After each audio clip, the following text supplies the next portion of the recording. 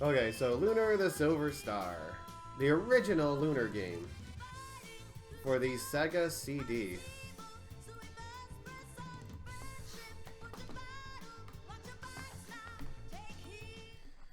And let's get this underway. What do you say?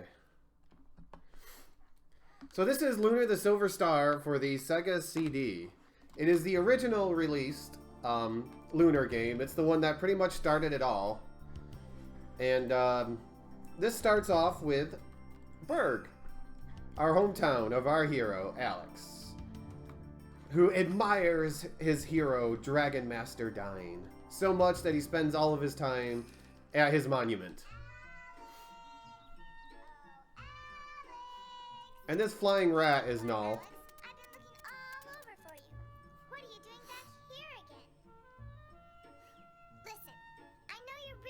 With the most buggy eyes that you've ever seen before.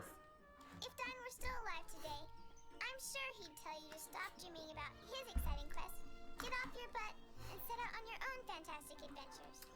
Sounds like a plan, Null. I know you have the courage to be a great hero, just like Dine. So what's holding you back? Right now, I think you're holding me back, Null. So now we got our friend Ramus. He is all about making money. He's evil. You can tell because he's wearing glasses. And I know, from a fact, that's evil. No. So first thing we need to do is we need to go look for our best friend, loves, I guess our love. I mean, they make it more apparent in this version that they're basically, you know, kind of in love. Luna. She's out here practicing her singing for the festival. And we're going to come up here and, you know, meet up with her.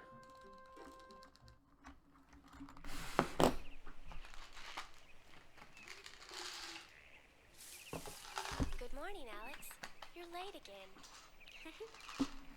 Did Ramus ever find you? You know, he seemed really anxious to track you down. But then he's probably hatched another harebrained scheme. Yep. Well, anyway, let's just practice our song for the festival. There's not a lot of voice acting in this game. There's only, I think, 5 voice actors that actually get used in this game. But it's an early 90s Sega CD game, so it's kind of understandable at times. And you'll notice Alex and Null just look bored. Like, they look bored out of their mind. Luna's having a good time, but the other two are bored. Null's like, he's disappointed in Alex's harp playing.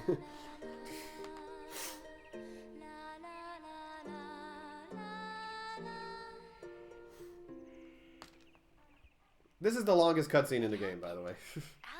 Alex? Your harp. You're playing so strange. Is something bothering you? You can tell me. Okay, and we will tell you. Alex, if you let us tell you. please tell me what's wrong. So, Alex is like, Ramus wants me to go to the White Dragon and get a dragon diamond. That's what Ramus said when he came up to us. He says, let's go to the White Dragon lair and get a giant dragon diamond so we can be filthy stinking rich and very popular in the meantime. And of course, you know, Alex wants to be an adventurer like his hero Dine. So we are going to go grab a couple of pieces of gear out of this chest. Well, once we get the key from Dad. And go on an adventure to get a dragon diamond. So all text in this game is pretty much mashable very fast. Also, another thing you'll do is you'll notice me bounce off of objects, walls, and whatnot. Because it doesn't really slow you down, and sometimes it's faster just to do that. So we're going to pick up Ramus. But before we go with Ramus, we need to pick up a key out of here that we're going to need to get into the dragon lair. Or, well, old ring, I should say. Because the old ring is going to burn down the block that's blocking the path. Well, there is a little bit of anime in this one. But, you know, not a whole lot. So we're starting off great with a one-step encounter. So there are random encounters in this game, and they're very random. Also, I don't think they fixed the mountains here. They kind of left a path for you to sneak by. So we're able to just sneak through the mountains there and make this a little slightly shorter trip. So this is really really not lucky right now. You usually don't get that many encounters right away. So we melt that down. So we're going to come over here and get a wood shield. It's slight marathon safety. Gives me a little more protection when I'm trying to escape the sewers.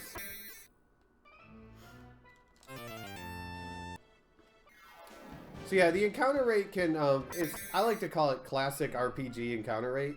One that you see in really old games, NES games, you know, like Sega CD RPGs, Sega Genesis RPGs. It's very variable, potentially insanely high encounter rates. Where sometimes you can take 3 steps in a row and get 3 encounters. Other times you can go an entire minute of walking and not get a single encounter.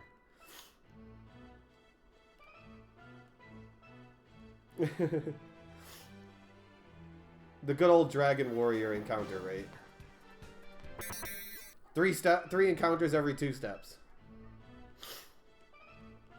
So we're going to come in here and we're going to talk to Quark, the white dragon, so we can get his diamond.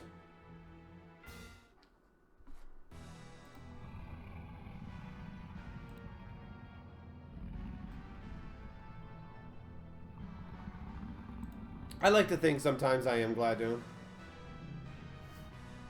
I like to think that's at least partially one of my strong suits. My friend, you are the first adventurers to visit me in a long time. I am Coral, Tetrarch of the Dragon Tribe. You have journeyed far, and now you have arrived. Not really. There was a giant hole in the mountain that we went through. It's a journey few have survived. Your mission must be urgent. Well, in a casual playthrough, I would say the PlayStation, Galaga. So he gives us this dragon ring for braving the elements to come here, and then he gives us his dragon diamond. And you'll notice you do get awarded story experience in this game. So there are different story triggers. When you do them, you just get bonus experience. The dragon diamond, by the way, is actually dragon poo. Quark actually makes it a point to like wonder why humans care so much about it. But it's a giant diamond, so we're gonna go try to sell it and make lots of money and become filthy stinking rich. And really popular in the meantime. So you notice running is guaranteed in this game. You will always run away from an encounter. The one caveat is, if enemies are faster than you, they'll still get an attack off before you can run away. So sometime, like in that case right there, you saw the slime move. That's because the slime rolled a higher initiative than Ramus. And he was able to get an action off. There is mainly one dungeon where that's kind of scary because you're just not high enough level yet to survive the encounters, like failing to run away and whatnot.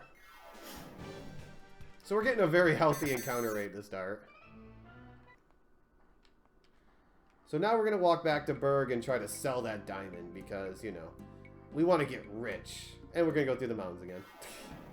I honestly think they just forgot to add a wall in these mountains. That's why you can kind of squeeze through them. So we're going to try to sell a diamond here. Well, there's one little problem. This is a really small backwater town. And I don't think they can afford to buy a diamond like this. In order to buy it, we need to sell it to a big town like Maribia. So, off we go to Maribia. Not even going to say goodbye to anyone. We're just going to go. Well, we're going to try to go. There's a problem. There's a bridge over here that's kind of knocked down, and we need it fixed. So we're going to come up to this woodman here, and he's going to be like, oh yeah, I'll gladly fix the bridge, but you got to go into the weird woods and get my axe. And we're going to be like, okay. And off to the weird woods we go. So one thing you're going to notice as I'm walking is some strange objects jutting out of the ground. You're going to notice little orange objects and that little gray one that I just walked right by. Those are actually healing tiles. That gray one restores your magic, all of your magic. And the orange little obelisks, monoliths, actually restore all of your hit points. There's no ins in this game. That's how you recover all of your stats, is through those, either through using items or using those monoliths on the world map. So as we go through this weird woods, the one thing we don't want to see are flies. Flies are much faster than us, and they take a while. Hi, Lake. But this is a forced random encounter. This will always be here, but you can run away.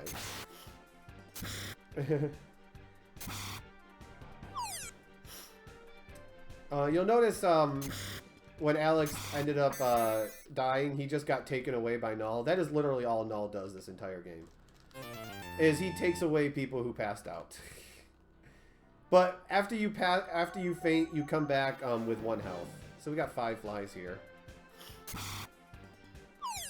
I'm not really worried about actually losing a run here because we're already halfway through this dungeon and they've barely touched Ramus. And Ramus actually has really good defense. Although, if you keep getting 5, 6, 7 fly encounters, it could get a little sketchy. You might have to actually heal.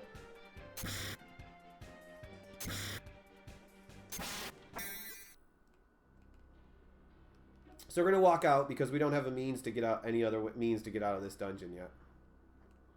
And we're going to take our axe back to the woodsman so he can fix the bridge by, I don't know, chopping it down. And that was unlucky to get a 6 fly encounter right at the entrance.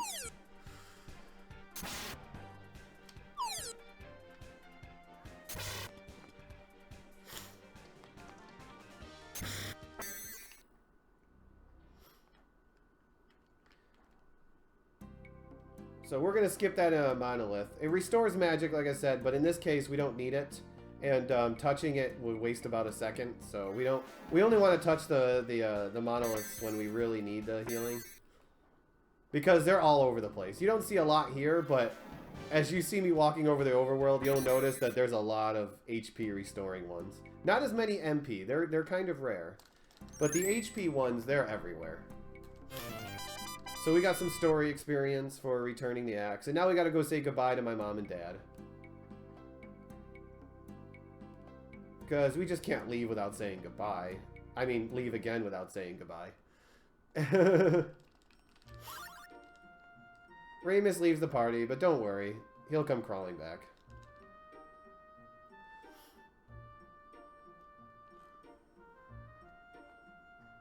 So we're going to say goodbye to Mom and Dad. We got to make sure when we talk to Mom that we say no. Otherwise, we get half the gold.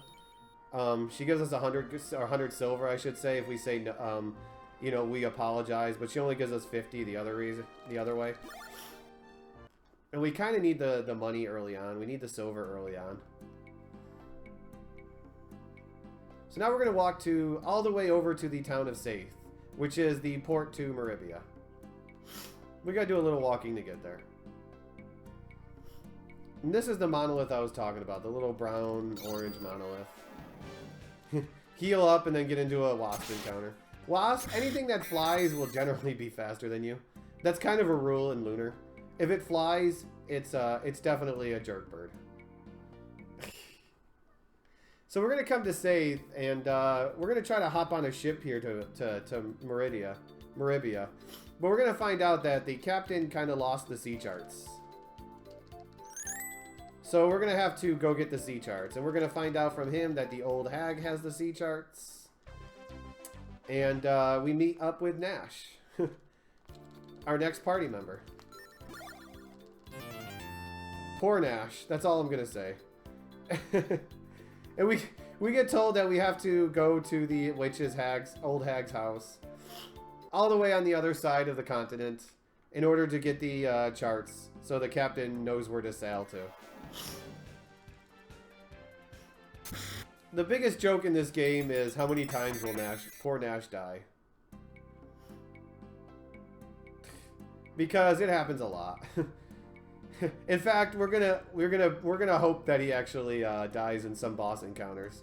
So more people, the other people who need the experience, get it. It's always good to see poison from these enemies. No damage. So this is the old hag's house. We're gonna just trade it the Wonder Cane that Nash has for our sea charts, and we're out of here. We're back to safe. This game is really fast paced. Outside of like some dungeons just like really bogging down because of encounters, which you'll see in the next dungeon. It's a very short dungeon, but because it's so short, I guess the developers decided, well, we gotta amp up the encounter rates to, you know, to compensate for it.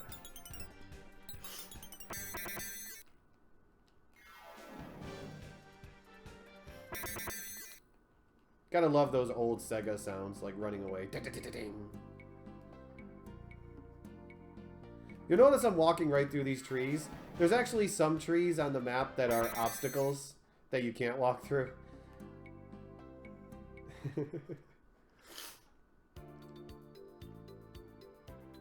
So we're gonna come back and give the sea charts to the captain here. And he's gonna be like, oh no, wait, I almost forgot. The lighthouse isn't lit. You need to go light the lighthouse, lit the lighthouse, in order so he can see where to go. So we're gonna be like, okay, be right back. Let's go light the lighthouse. And this dungeon does tend to have a really high encounter rate, and it's filled with flies. And we all know about flies, right? Sometimes you get lucky and you don't get a ton of encounters. Sometimes you just get them every other step. And we're just hoping for as few flies as possible. Shoo, fly, shoo.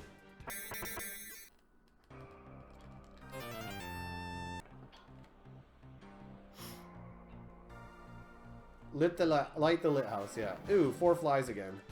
Although we went most of the way through the lighthouse already with only 2 encounters, so it's not bad. We still got to walk out, and okay, as I say that, 1 step.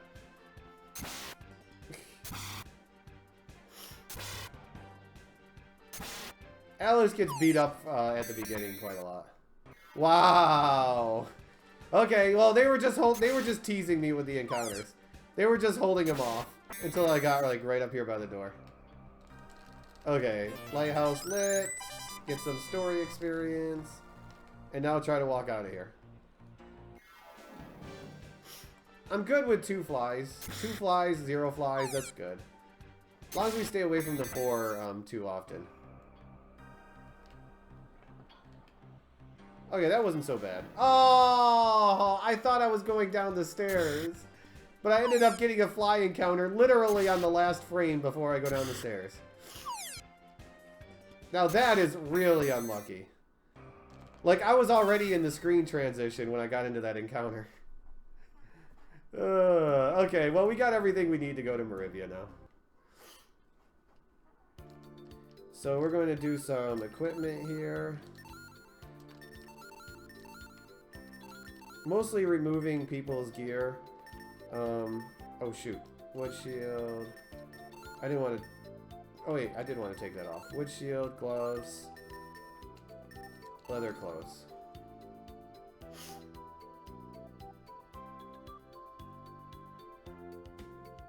Okay, so now we can go to Marivia. But yeah, we removed all of the gear off of the other people. Mostly because we want to sell it, but we're going to be losing some party members here. Because this is where Luna says goodbye to you. She doesn't want to go on an adventure.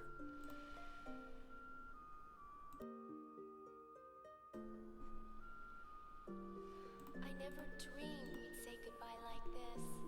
The world beyond these shores is such a dangerous place.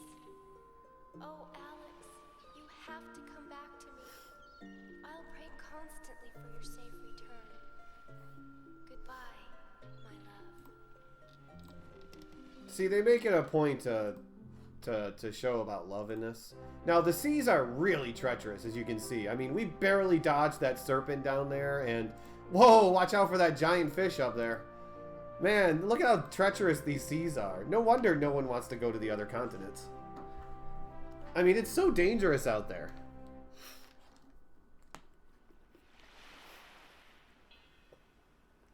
So we get this lovely, lovely picture of Maribia. Yeah, that compass was also deadly, Pazama. I agree. So Nash is going to go run off. He has other business. And me and Ramus, we need to go sell this diamond. We're going to make a quick stop, though, in the item shop to buy some healing stuff. We need 6 Jasmine and 2 Calm Herbs. Calm Herbs just heal more than Jasmine, that's all. But we most of what we need right now is only Jasmine because we're such low level that we don't need anything else.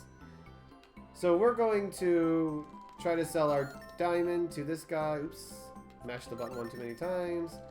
He's going to say, here, 20,000 silver for the diamond, and then walks off. And steals our diamond.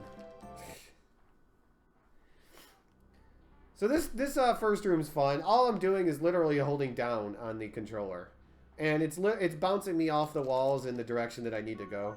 And then I'm holding up and it's doing the same thing. So we had to go talk to that first guy to find out that you need magic in order to kill the enemies in the sewers. Because we want our diamond back, or we want our 20,000. Obviously, because that's rich. We'll get rich off of that. So we need to learn how to learn some magic. But thankfully, there's a magic teacher over here on Black Rose Street. Also, it's a friend of Nash. So we talked to Nash, then we talked to you, and oh, we learned magic.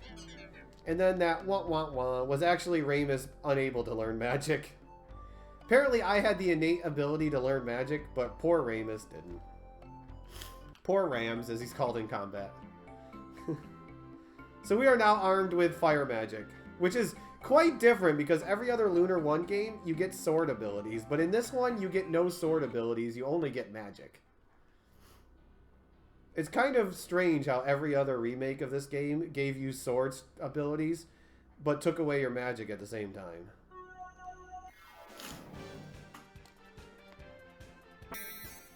So the thing that the thing we want to see in this dungeon are the slugs. The tan slugs, the salmon slugs. That last encounter was perfect. We'll take that every time. These guys usually use poison, but sometimes they can attack. Or in this case, they can always attack.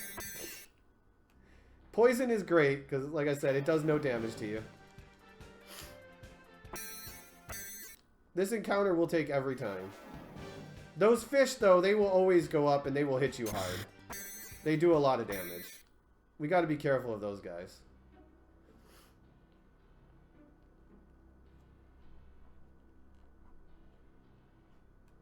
So we're coming up on the boss.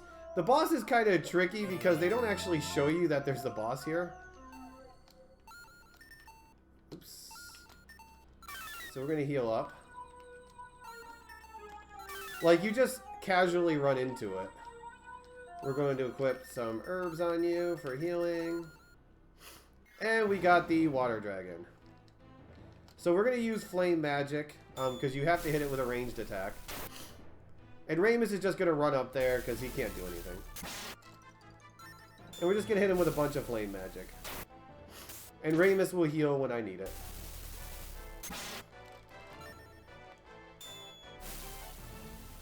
Everyone goes before the dragon, so you don't have to worry about anything.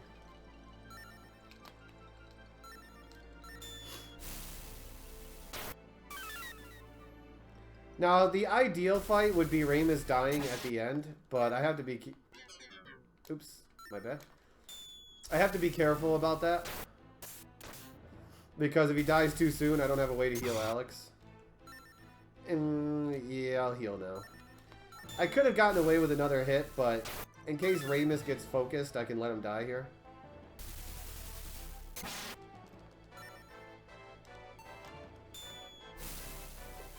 Because it's only going to take 2 more attacks, so if Ramus gets hit once, we'll be good. Because that's more experience for Alex. Awesome. Nice. Perfect. Perfect ending to the fight. Exactly what we wanted. Okay, so we're going to catch up now to Draws, the guy who stealed our stuff. Grab a few items. We're going to heal up. Oops.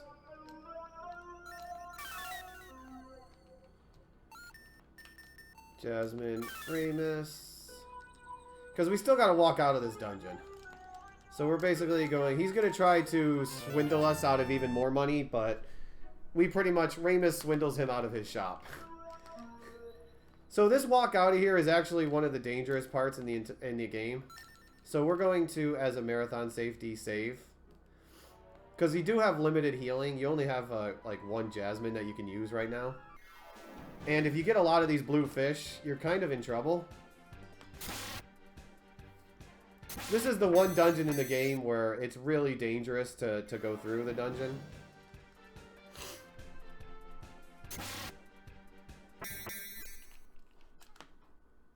Ew, and we're already at 3 encounters. Wow, 4 encounters already. At least we got some poison that time. Good old random encounter rate. See, that's what I mean, is if those, even a couple of those fights were the fish, I would have been in trouble. Ooh, a couple of melees. That's bad. We don't want to see those melees. Oh, we got a fish. So I'm going to have to use a healing item here. Just to make it so I don't die in the next double fish encounter. Item. Use that on Alex. Because we've gotten really unlucky with the encounters. I could use the calm herbs if I need to, because I can pick up extra in the next dungeon. But that does involve going out of the way. And this is a really unlucky encounter rate right now. Like, really unlucky. But we got out of there. So we need to remove your equipment, remove your armor. So this is where we're going to say goodbye to Ramus, because he now owns this shop. You know, he's got other things to do. But in exchange, we're going to get Nash. Which I don't know if it's a positive exchange or not. But, yeah. Look at poor Ramus walks away sad. Even though he just bought the shop, he's leaving. Someone forgot to tell him that he needs to run the shop. If he's going to be a business owner. So we're going to sell a bunch of all of that gear that we've been saving up now. So we can buy some more powerful stuff. So we're going to sell. We want to get rid of 2 starlights.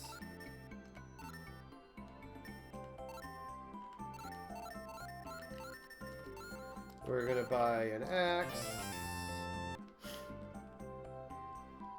We're going to buy a carapace and a helmet. So I don't have any Jasmine to work with. So equip. Yeah. Okay, well we're going to have to pick up some extra healing items in the next dungeon. So next up is, well, we're going to go to the Magic Guild of Vane. That's where, the Magic City of Vane is where Nash is from. And he's going to be like, hey, why, you know magic now. You have the ability to use magic. So why don't you come join the prestigious guild? Hey, Ogden. Oh, we're good here. We're good here. And of course, we're going to be like, sure, that'll help me be an adventurer, right? Join the Magic Guild?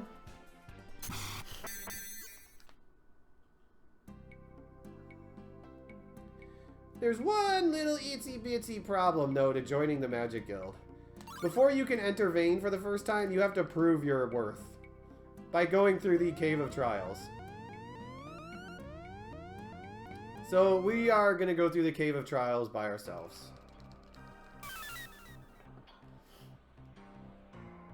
It's not a particularly dangerous dungeon, but the bosses... The first boss specifically is probably the biggest RNG boss in the entire game. And it might cause a couple of quick resets because of it. Because we need a little bit of luck in that fight. The second one can go wrong, but he gives one of two patterns, and if he gives the best pattern, then there's nothing that can go wrong really. But if he gives the worst one, then it's kind of up to Alex to recover from that. Because oh yeah, we're gonna talk about fleeing coming up here. In this game, you haven't seen it a whole lot because I haven't fought a whole lot, but you have two commands one called run and one called flee. Run makes you run out of combat. Flee just makes you run to a corner. And flee is kind of very important here. So we're going to come up on the bronze dogs. We need him to flee to a corner. Not to the back, to the corner. Okay, he went to the corner, so that's a good start. It takes 2 flames to kill each one of them. It's still not a guaranteed win because it's going to depend on what the dogs do. But if you can get up here in the first turn, you give yourself a really good chance of winning. Because you'll notice that bottom dog, you'll know enemies on this in this game can actually block other enemies along with, you know, party members. So that's what we wanted, is we kind of wanted that bottom one blocked and running off into the middle of nowhere.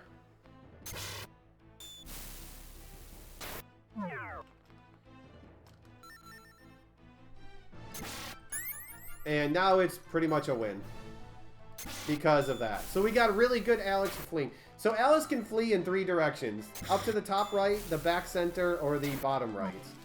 And he gave us the best choice, which was the top right. Pick up a couple of items. And now we got to go through the next part of the dungeon. I'm going to pick up a couple of extra healing items that are slightly out of the way just because I had to burn a lot of extra healing already. It's off to a good start, yeah. I would say this run is off to a good start.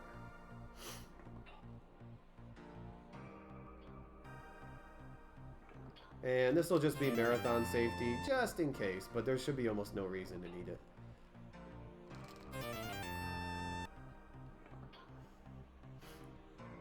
A lot of these dungeons in this game are like that, like this right here, where they're just like... I don't know, it's hard to explain. They're just, you know, cookie cutter walls. Bouncy walls, because we're just bouncing off of them all over the place.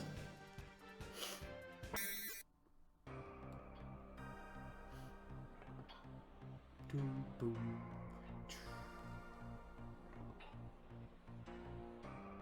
And a lot of the dungeons are like this, windy. But there's several dungeons where actually the way to get through a room is the first exit. Thank you, Daedalus. And it works out kind of nicely. So we need to heal up because now we got the Trouble Truffler. Use a Starlight. And because, like I said, he can be trolly, this is another boss we're going to save. So we want to flee to the back right corner, which is perfect. So it takes 8 flame hits. 8 flame hits to kill it. And what we're going to look for is which direction is he going. And we're already in good shape because he gave us a good pattern. No, he didn't. Never mind. He gave us the worst pattern. Sorry. I was looking at the wrong turn. So now we are going to struggle. Ooh, I ran to the worst spot too. Okay, well, the good news is he hit me away. So we still have to hit him 4 more times. So, oh, I have no healing left. Oh, I forgot to equip an extra healing. Yeah, it's going to kill us because we got trolled by the pattern. So we're going to equip extra healing just in case. But he gave us the troll pattern instead of the good pattern. So you could either start at a checkpoint, which the last checkpoint is in town. Or we could start at our save. Oops, no. Quit. Okay, so, hey Rich, he gave us the troll pattern. And that was a bad flee. So we're going to have to get out of this corner even faster. Although it might not be too bad as long as he stays to the right.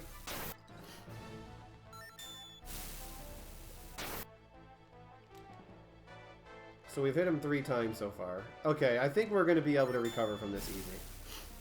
4, 5, 6. Oh, he got within range. Hopefully he hits you out of range. That's kind of the best.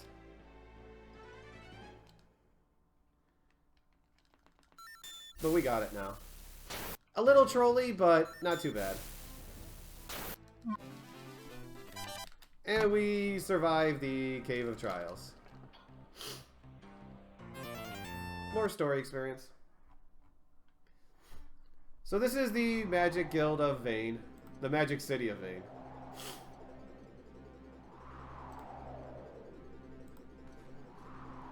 It's flying through the air. I mean, that's how majestic it is, you guys. It flies through the air. You know it's magical in that case. Only one death in there is actually pretty good. Sometimes you can get stuck on the dogs for like an extra minute or so. So Nash comes and says, "Hey, you should join one of the guilds." So we're gonna go try to find a guild that we can join. So we just go to this one right here. And we're gonna talk to the teacher, and the teacher's gonna be like, class is filled, too late, get out of here, and well, there goes our dreams of joining the Magic Guild. How about we go do some exploration and look for some new party members? Or, well, new people to talk to. So this game has, unlike any other Lunar game, it has status increasing nuts. Like that Hiram nut that I got right there. That raises my agility. We're going to pick up a whole bunch of those seeds and nuts throughout the game in order to buff up Alex's stats. And we meet Mia. She's the daughter of the guild master of the Magic Guild. She's just kind of staring off at the stairs there for some reason. I'm sure there's a reason why. I'm sure we'll get around to it too at some point. So we come up to Nash and tell him what we can't join a class. So he's like, "I'm gonna go talk to the premier Galleon. Let's go talk to Galleon together. We'll see about getting you into the Magic Guild, into a Magic Guild." So we're gonna come up here. We're gonna steal Galleon's music box because I'm sure he doesn't need it. And then we meet the tone-deaf Galleon.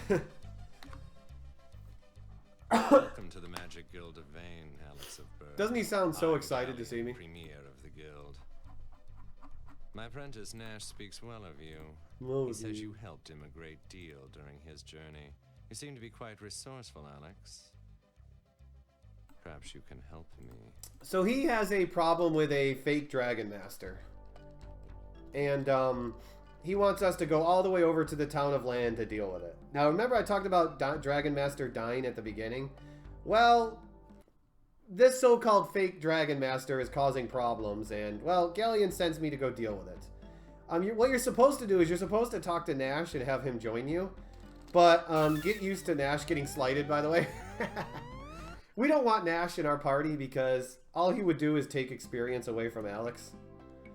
And we don't want him to take experience away from Alex, so we're just going to go on our own.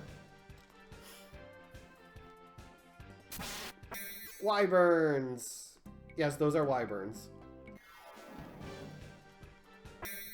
Team Wyvern. So we got to make the long walk to land, but first we're going to stop at Nanza down here. One, to get the return point, but also so we can get another nut to give us more agility. Because we got to come back to this town later, so.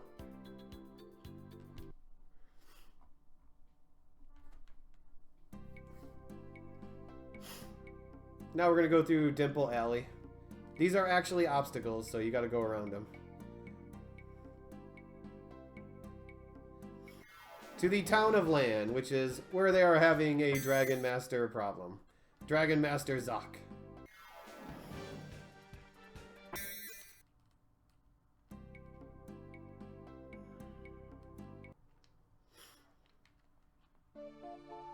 The guy's just sitting there dancing. He's having a good time. So we come here, and the first thing we meet is someone else who is sick and tired of this fake Dragon Master. Someone who is a priestess of the goddess Althena. Good old Jessica. And you know she's important because they have a close-up of her. She is a healer with a temper. She has a temper. You could say that. And she's going to give us a hand here. So we're going to switch a little equipment around. Oops, I did that wrong. We want you to have the carapace. We want you to use the nuts on Alex. So we're also going to use a small glitch here. Well, actually, it's not a really small glitch. We're going to turn my AI on. My magic and tool AI on. It's actually kind of broken. So what it means is, anytime, depending what you turn on, whether it's magic or items, tools are items, the game is kind of glitched where, if you turn on one of those abilities, say you turn on magic, and then you actually use magic, well, the game also gives you a bonus attack. So you actually attack twice. So what happens is, if you use a spell like an attack spell, you'll also get an attack to go with it. So it's a way to basically get a lot of bonus damage. And so what I did is I turned on AI and magic use for both of my party members. So anytime Jessica Cat uses a spell to, say, heal in this upcoming boss fight, she'll also get an attack off also. I don't know why it's set up that way. It's just kind of broken. I don't think anyone really understands the point of having AI anyways, when you turn on the AI but you still can choose an action. It's one of those things like, what's the point of having it? But we have it. So I pick up a wind essence. That allows me to exit the dungeon after I finish off the fake Dragon Master. So we are going to heal up. I think she was the only one who took damage. Yep. So this is one of the other fights. There's not many fights in this game that can go wrong, but this can. Because we got these 4 dragons. And depending on... Ooh, that was bad. That's the worst thing that can happen, is her going first. Because that means 3 dragons are going to team up on her, and... if there's 3 dragons teamed up on her, then there's, if there's ever 3 dragons teamed up on one person, they can die easily. So we're going to kind of move Alex up there to kind of swap out a little bit. But he's going to get hit 3 times now.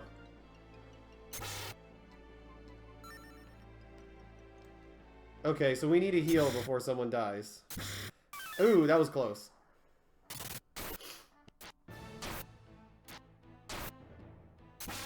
Yeah, so it's getting really unlucky. I'm hoping... Uh-oh. Yeah, and we lost Alex. So that's automatically a reset. See, that's what can happen in this fight. Is you can get turn ordered and it goes pretty bad. So we don't want Alex to die, especially since there's still 4 left alive. So we're going to take a death here.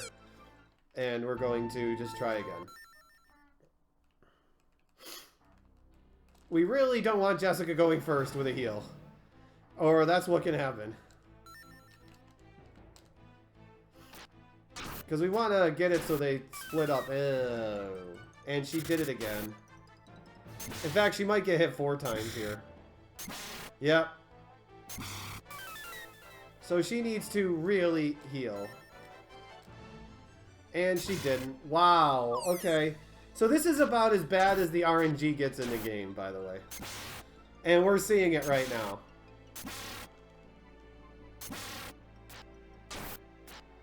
This is about as bad as the RNG gets. Sometimes it causes a minute or 2 time loss. So we're going to do things differently this time. And we're going to hope that we get good turn orders. Nope, we're not getting good turn order. She's going to get hit 3 times again. See, this is a case of not getting good turn order. This time she healed first, though. And she won't get hit 3 times. Problem is, Alex is going to get hit 4 times.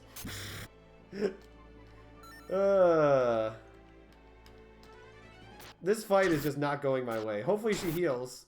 She didn't heal. Wow, this fight is just not going my way right now. I've never actually seen this fight be this trolly before. I'm just gonna say that right now. This is definitely the worst I've ever seen this fight. And it's not even close. This is by far the worst I've ever seen this fight. But you're getting a good idea of like the worst RNG you can get in this game. Okay, Jessica, we need a little bit more love from you. Okay, well that time she didn't go first, so she's not going to get completely surrounded. Now, can we get Alex to go, though? Okay, see, now this is better. It's already split up, so 2 people each take damage. Hopefully.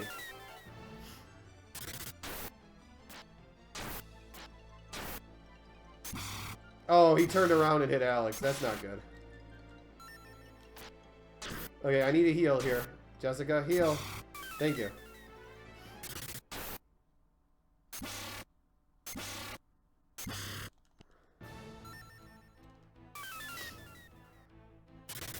See, now this is going better already.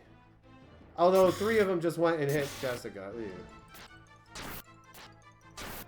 Okay, we got rid of 1. That's a good start. So yeah, this is about as bad as the game can get, really. It really doesn't get any worse than this. The bronze dogs can do the same thing to an extent, but this is one of the last trolley bosses. There can be a slightly trolley boss, but for the most part, this is it.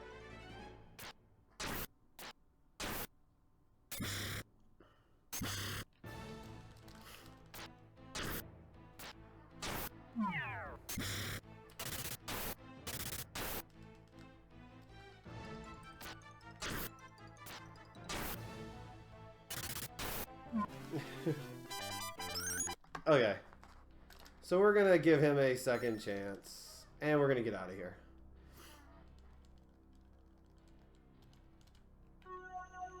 And we have that wind essence, which allows us to get out of here. So we took care of the fake Dragon Master, finally. Equip your Carapace. Equip it back on. And we want to turn her AI off.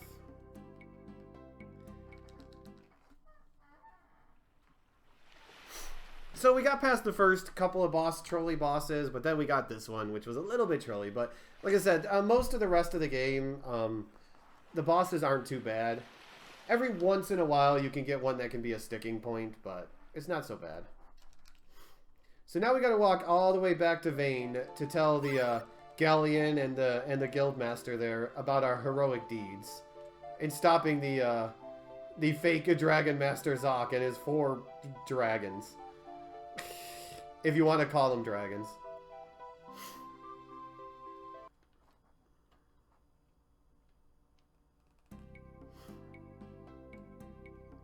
It's a little bit of a walk, but it's not so bad. Now this run only has one area where we gotta technically grind experience, but it's only a couple of fights, and we have to get a drop off of that area anyways, so there's a chance that we won't be doing any extra fights except for getting the item drop that we need to progress the story. So it's a relatively grind-free game.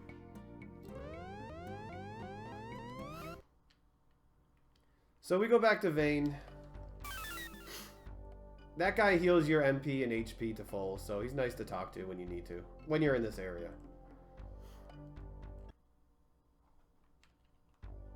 So we're going to go tell Galleon how heroic we are. You know, soon to be Dragon Master Alex. Well, hopefully. And Nash will be like, well, why didn't you take me along? Because, Nash, I'm sorry. So we got this fancy curtain here, and the Guildmaster, she was kind of just hanging out in that curtain. I don't know, maybe she was waiting for me. And she gets in a conversation and calls us evil. And says that we're trying to overthrow the Magic Guild. So she throws us in jail. And Null makes an escape. So this jail is kind of funny. All you have to do is press right. And and the cutscene with Mia appears. If you go any other direction than right, Mia won't appear. But if you go right, Mia will appear. It's kind of odd, but that's how it is. So Mia, she comes up to me and she's like, "There's something wrong with my mom. She's not usually like this. I need to go pick up an item called the Mirror of Althena and find out what's going on with her." So we're gonna come back to this cave here, this tower here, where we met her originally. And the whole reason why we can get into this tower is because we have the dragon ring, sorry, that Quark gave us. So, you know, we're able to get through here. We need to climb this tower, and get, well, we're gonna get a couple of items, but we gotta get the mirror, most important.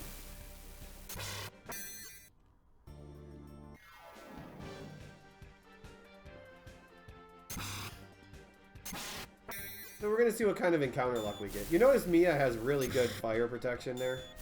Magic protection. She takes no damage from those flame spells.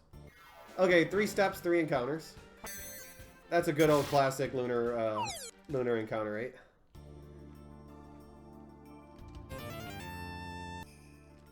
Pick up a couple of items. One of the items we picked up, you'll notice, was a Seed of Vigor. That restores one person's magic to full. Those are going to play a very important role, especially at the end game. And this item over here, the Herb of Althena, heals everyone in your party to full. Another very important item. Ghosts. These are what we want to see, the ghosts. Because we can get away from the ghosts easy. And we're going to heal up. Because we got to walk out of the tower. We don't have any other means to get out of the tower. We only had one wind spirit and we used it to get off the island. So we have this Mirror of Althena. Now we have to go to where Mia's mom is, and she's in the Crystal Spire, which the only way to get to it is, wow, that was really good, is to go through the Cave of Trials again. Because it's all the way at the beginning of the Cave of Trials. It's actually a tower to the right. But we can't get there without going through the underground tunnel. So we get to go through the entire Cave of Trials again. First, we're going to heal up. Get my magic back. So, backtrack time.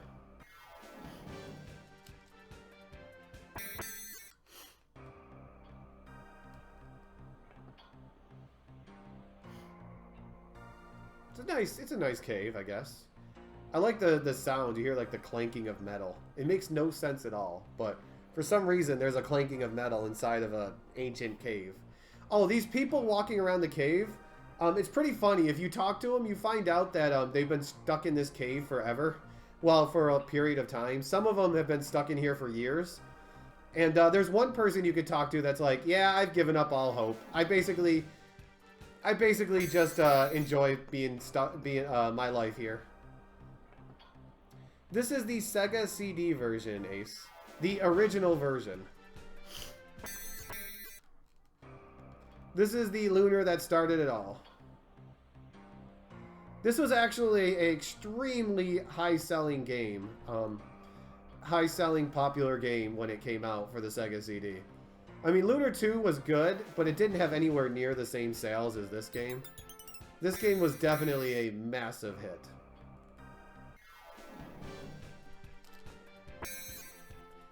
The poor tadpoles.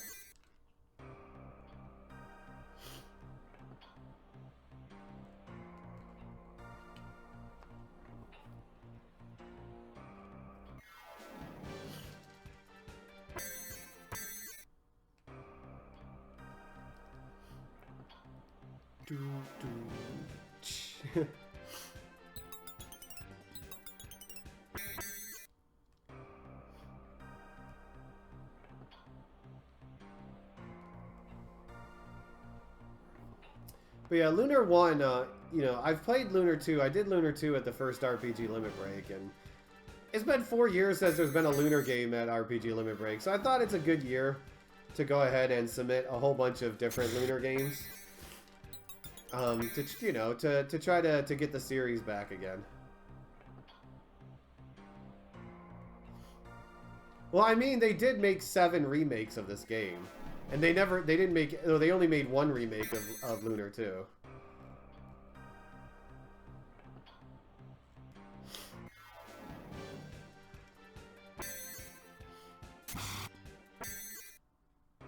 Oh, they all won't get in. Because it's all Lunar 1. Well, most of them, a lot of them are Lunar 1, just redone different ways. So we had to come all the way back here just to open that door. So we're going to head to the Crystal Spire next. Ooh, encounter at the door.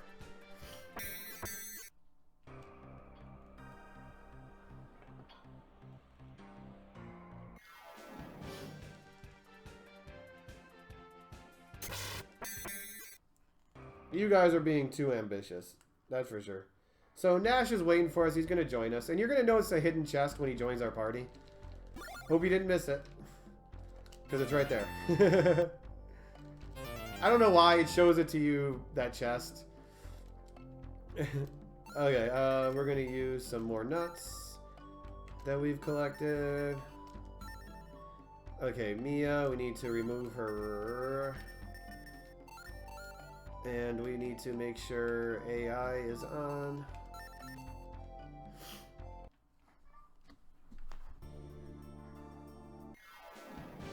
Ooh, that was an early encounter. There's a lot of times you can get through this dungeon with 0 encounters. This was a fairly quick encounter. It's not a long dungeon. It's one of the cases of a dungeon where you're just going to go back left and right. You know, left, right, all the way up.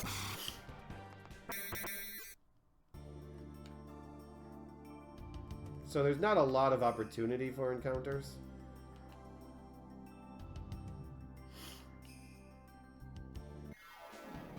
Well, we got a lot of ghosts in this one, but you also got 4 clouds.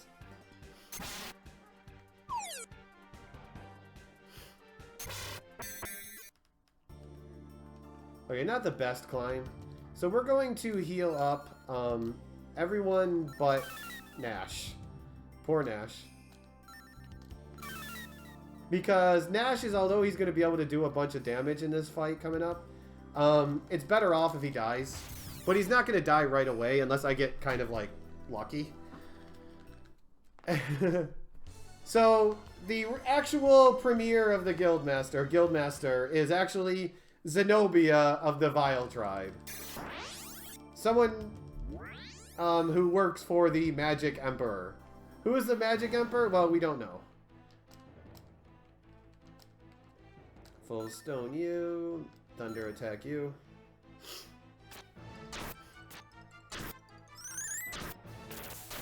So we have, I have AI on for Nash, so he'll run into melee. And hopefully he will get meleeed at some point. Wow, that was early. Okay, I don't know if I wanted him to get meleeed that early, though. Because I just lost out on a little bit of damage.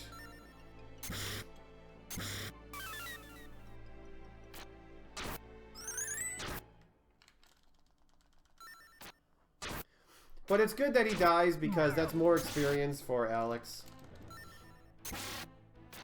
Mia, too, to a point, because there is a couple of benchmarks that we kind of want her to reach, if possible.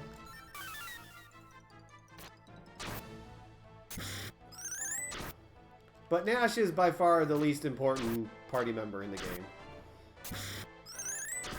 game. He does have one ability that he'll get no matter what, that allows you to potentially stun enemies. And that's his use. That becomes his use. That becomes his entire use. So we stop Zenobia, but Galleon is a little concerned.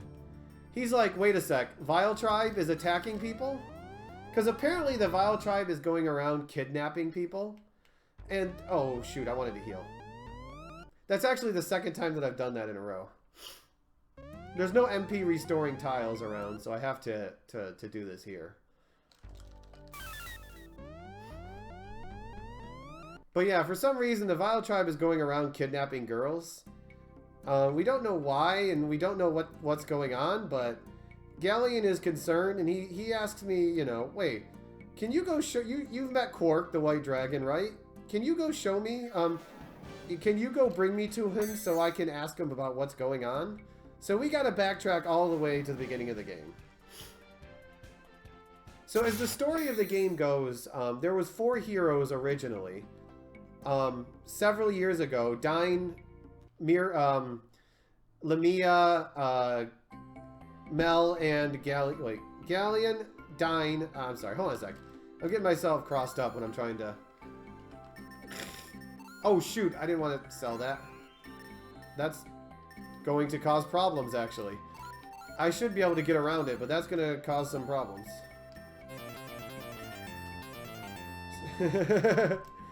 I still have another Silverlight, so we should be fine. I still have another Silverlight, so we'll be fine. Ignore what I said.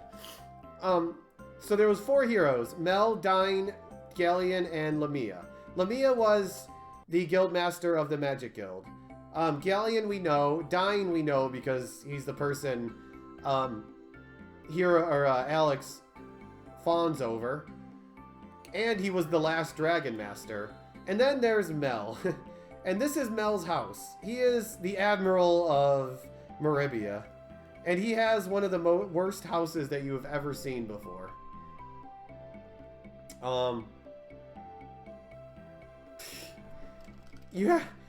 Yeah. We have to go through all of this just to get to Mel and Galleon. See, I sold that Silverlight, but that's not going to be an issue because I had another one on me. And he's going to show us his beautiful daughter, Jessica, which doesn't realize Jessica puts on a facade where when she's around her dad, she's a sweetheart and daddy's little girl. But when she's not around, she's a firecracker. She argues with her boyfriend all of the time. And she has a real attitude.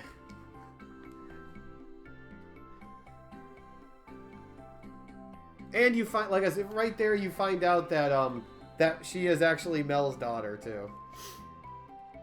So we have a dream, a strange dream of Luna crying for help, and but you know, nothing we can do about that, right? Everyone has bad dreams. It just crushed your spirit, Mitoga. So we had to stay the night here and get permission to use a boat to go back to Berg, to the beginning of the game, so we can continue to take Galleon to where Quark is. So Galleon already knows Quark because, being one of the 4 heroes, he knows about he's known the 4 dragons. But the thing is, though, is he doesn't really know where Quark is. That's why we know where Quark is. We know where the white dragon is, so that's why he asked us to bring him there.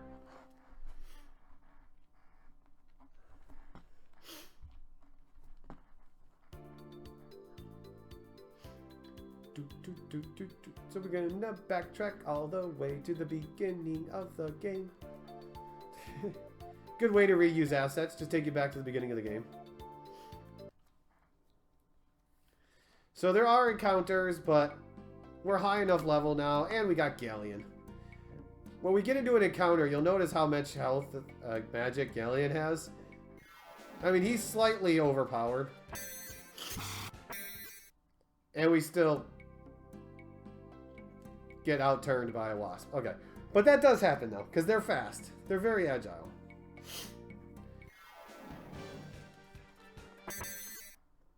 Well, there's not a whole lot of backtracking. We've done most of it now. So, there's Berg again. Beautiful water, river, stream, everything, you know. But we're just going to skip by it. We don't want to go back home and say hi to Mom and Dad. We got business to attend to.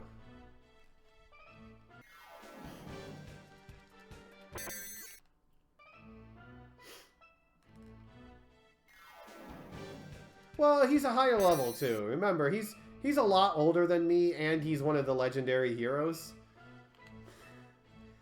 Oh yeah, so one thing you find out about the story of the game, about the legendary heroes, is one time the black dragon, there's 4 dragons.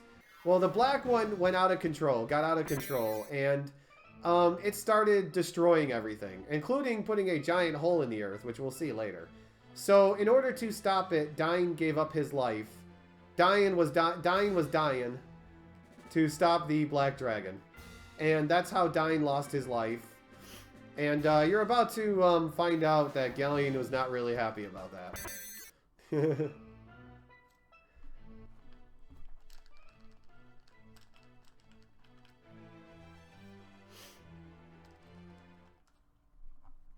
So, Alex, you've returned. And this time you've brought another friend with you. Wait, Galleon, is that you? I haven't seen you since we lost Dying. Yes, dear Quark. And if not for you, he would still be alive. A part of me Hey, died Cat. that black day. But now, dear friend, things are changing again. I'll soon rule the world. But first, you have to die. Plot twist.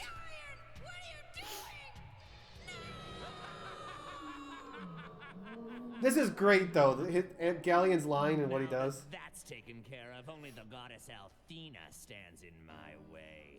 Soon, the whole world will be mine. Laughing maniacally as he runs away. Carefully, young Alex. You must become a Dragon Master now. Poor Quark. See, once I am gone, the goddess will be vulnerable to attack from Galleon. Then only a Dragon Master can save her. Alex, you must become that hero. So he gives us the charge to become the Dragon Master. Poor Quark. So Galleon is Magic Emperor Galleon. He's the one who's the boss of Zenobia. He's the evil bad guy. And, yeah. So every time you're... Well, we're supposed to go to all of the dragons, but what we really want are these items that the dragons have. So this is the Dragon Wings. It allows you to teleport to places that you've been to before, but they don't really work yet. You have to do an event in order to get them to work. But also, every time you get one of these items, you also get a new magic spell. And the magic spells just keep getting stronger and stronger and stronger. They're basically the same magic spells, they just get stronger every time you get an item. So first thing we're going to do is we're going to head back over to here. And all of the water is gone.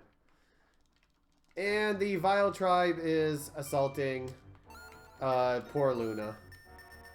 So we got Starlight and I guess we'll do Flute because we need more healing than that. Starlight, Silverlight, 2 healing, AI off. So this fight can be a little sketchy. Hey, Goolicious. It can be. It can go very smooth or it can go sketchy. But the Vile Tribe, remember how I said they're going around kidnapping women? Well, they go and steal Luna on us. So first thing we want to do is flee to a corner. Perfect. That's the perfect corner. It's better than the northeast corner, that's for sure. And we're going to show off our new spell. This is actually one of the harder fights in the game, especially even casually. Well, in a speed run, not as much, but casually, definitely. Okay, we want to use our Starlight. To use these spells costs a lot of magic. Ew, I think I have to heal already. Oh good, he attacked me first, so that's good. And he pushed me even farther in the corner, so now only 2 monsters can reach me. Well, until I kill them off here. Oh, none of them died. That's great, because those green guys are the ones you want attacking you, because they do a lot less damage. So use my Silverlight.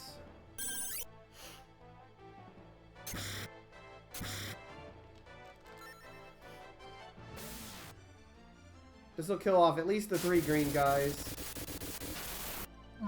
Oh yeah. hopefully we'll use one flamer. We'll kill them off. Not always. Oh, close. Okay, not too bad. And you get a lot of experience and levels for it.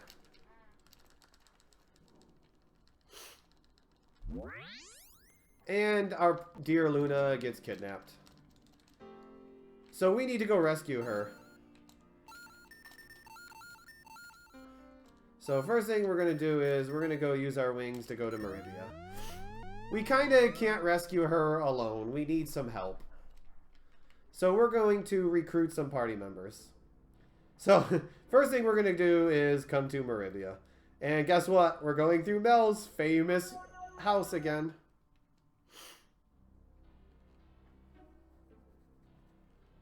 His glorious, famous house.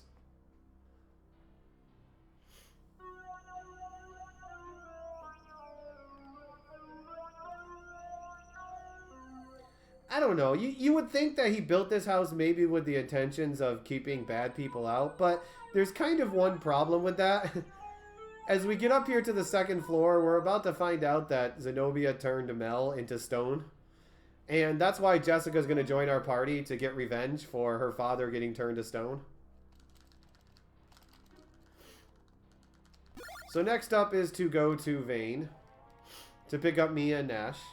But we got to walk out of here, though. This is the last time we have to go through here, though, okay? This is the last time that you got to see this horrible, horrible house. I know, imagine if there was random encounters in here. Oh, boy. This house is longer than some of the dungeons, okay? You saw how fast I went through the lighthouse, right? If you took all the encounters out of the lighthouse, it would have been faster than this.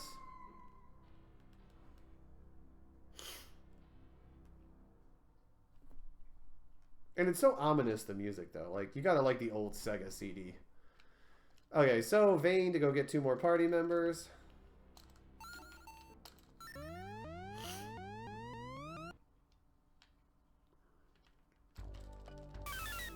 Heal up my magic. Alex's magic is by far the most important part in this game because his spells are so powerful. And with the AI glitch, just allows us to be even more powerful.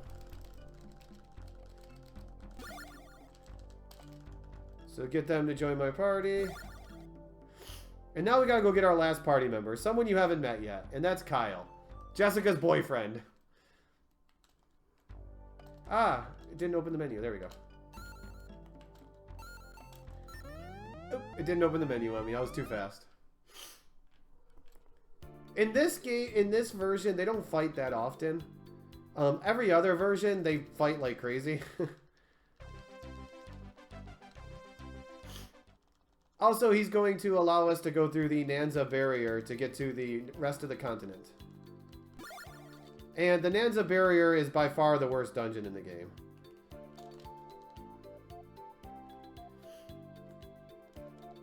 Okay, so we need you to equip the chainmail. Jessica gets the leather clothes. Herb of Althena. Mia gets that. AI. Turn our AI on. Everyone is there. So we need Nash, Kyle, Jess, Kyle. Oops, I did that backwards. Nash, Kyle. The menu swapping order in this game is really bad. I'll just say that right now. Trying to change out your party members' order is really bad in this game. It's really clunky. So this is the Nanza barrier. This is a really long dungeon, and there's one specific enemy that's a problem. It's the blue enemies that you're going to see me get into a fight with. They have sleep. They each have 2 sleeps. And they're faster than most of your party. So the less of those encounters we can get, the faster this will go. So far, we got off to a good start with no encounters. But, yeah. We don't want to see those guys. Wow, we've done really good with an encounter so far. There we go. Oh, 3 of them.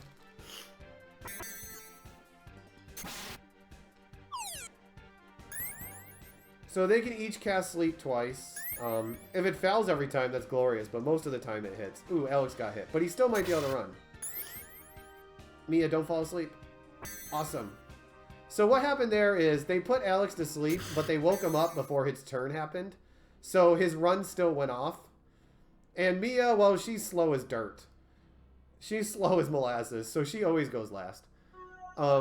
She never got put to sleep at all. So that was actually a really good encounter. I couldn't have asked for anything better with that counter.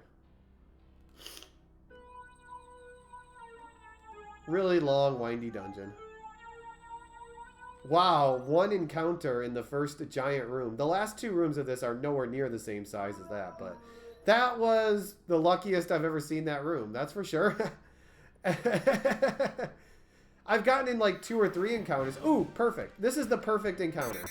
Those guys are slow and they never reach you anyways. Unless you're asleep and then they reach you. This is a solid barrier. Even if we get a few bad encounters, I'll take this barrier every time. Oh, cats. Okay, well, this is not horrible, but they're all going to go first, so poor Nash. Rip Nash, you guys. Thank you, Sun and Showers, for the host. Poor Mia, poor Nash. They die a lot. But this is the best barrier that I've ever seen. Ooh. And we got 4 of these guys. Okay. So this is a really bad encounter because remember those slow enemies that I told you about? They don't move very fast. So they're not actually going to kill anyone. So we basically got to go through 2 rounds of everyone being asleep.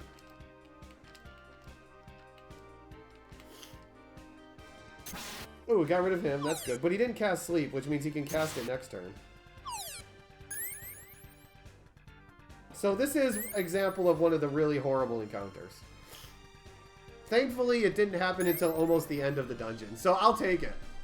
I will gladly take it. Every time.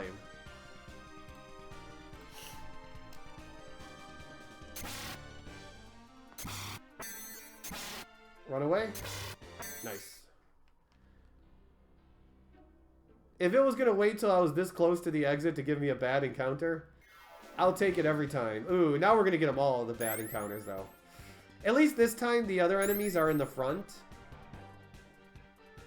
So, yeah, the dungeon waited until the very end. This is the dungeon, by the way. You're seeing at its glory. It just waited until the very end of the dungeon to do it to me. Oh, you see that little sparkle come off of Nash? In this game, if you're under a certain threshold, you get auto regeneration. It's very little. It's like 5% of your health. And it happens until, like, you get to, like, above 10% or 15% of your health.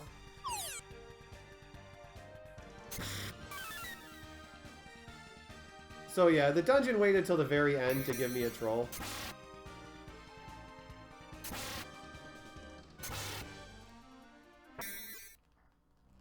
But I'll take it. Like I said, that was a very, very good dungeon.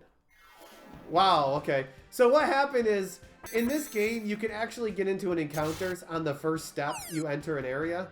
In this case, I walked out of the cave and it got into a step. Or into an encounter, not a step.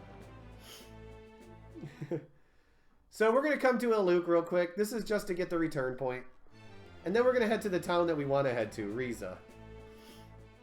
Riza is a sketchy town filled with thieves. In fact, it has the Thieves Guild. And the first thing that's going to happen to us when we get into Riza, well, we're going to get our dragon wings pilfered from us. Good job, Null. You dropped the dragon wings. And we got to find a way to get those dragon wings back.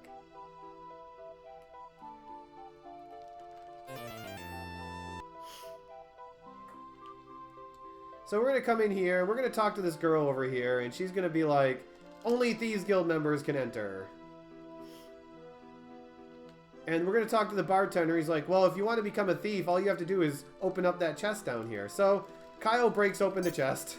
And now we're a thief. Why is that important? Well, because thieves aren't allowed to steal from other thieves. So now the thief that stole our wings has to give us our wings back. All because Kyle broke open a chest. It's a character train. Don't you love the character train, Sun and Showers?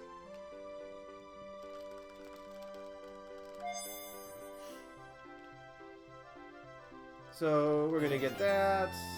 We gotta talk to this guy to learn about a person in Illuc who can build a balloon. Then we're gonna talk to you to buy 3 Cascade Rings and a Rain Cloud. The Rain Cloud is needed in order to enter the volcano where the red dragon is. Thank you, Delphi.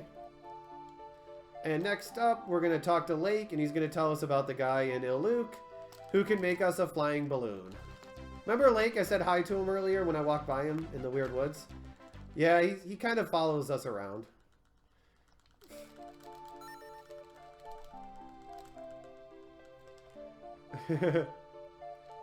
Okay, so we want to use, oops, Hiram Nut on Alex. On Alex. And we want to wing to Illuc. So we want to go to Illuc in order to get the balloon. Why? Well, because the balloon is going to show us how to get to the volcano. And how to get to Damon Spire, which will become kind of important here soon. The first thing we do is we talk to that guy in that first room where we got the nuts.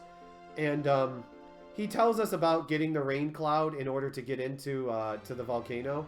And then we talk to the inventor who can make the balloon. And he says, sure, I'll make you a balloon, but you gotta go get me a vine. So we gotta farm a vine off of these monsters, which is good because we also need some experience here.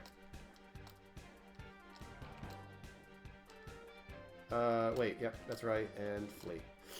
So what we want to do is, we want to get a level for Alex, Kyle, and Mia while trying to get the vine.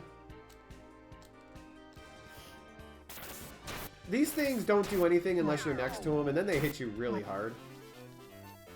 Okay, Mia got a level, which means she can run away now. And we didn't get a vine there. So it's going to take a couple of fights to get the levels for Kyle and Nash. Or Kyle and Alex.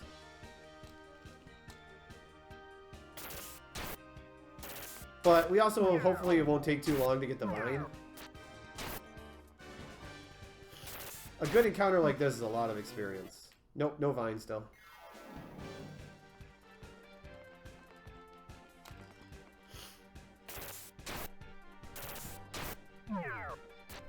This is the one segment of grinding in the entire game.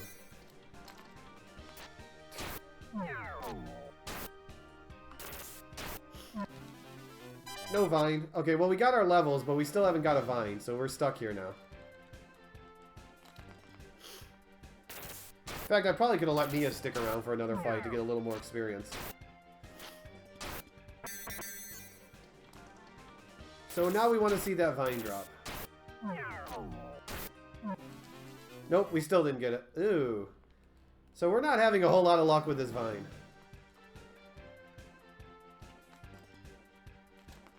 We'll let her snag this experience.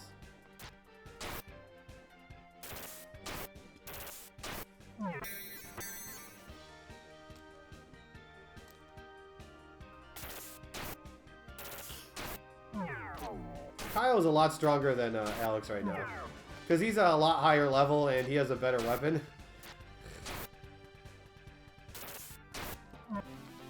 Wow, okay, so we're not getting the vine at all. We're getting really unlucky right now.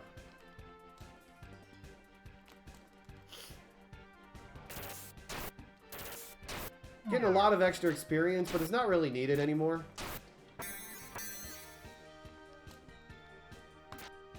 We kind of want this vine now, so we can, yeah, it's happening again.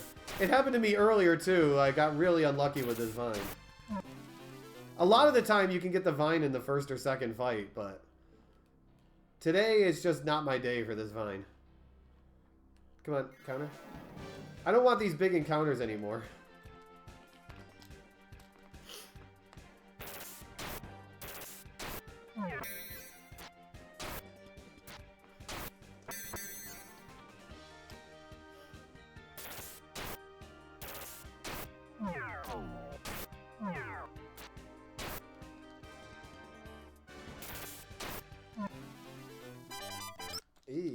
We haven't gotten the vine, right? I didn't miss it. Yeah, we didn't get the vine yet. Today is a no Vine day, that's for sure.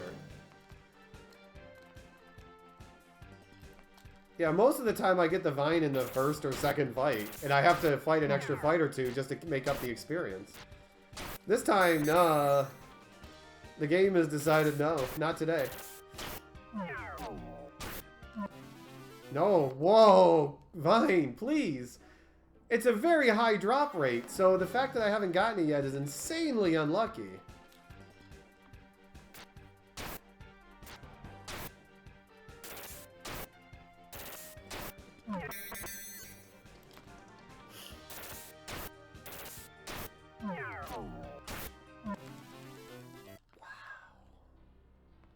This is so unlucky, you guys. I swear I've never had this much bad luck with this Vine. Outside of today.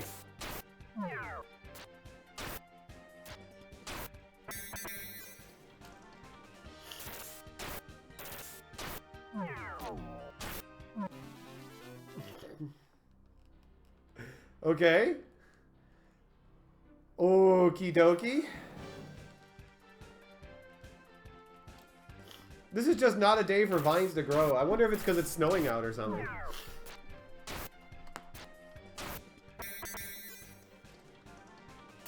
This is the only random drop you need the entire game, too. And I just can't get it.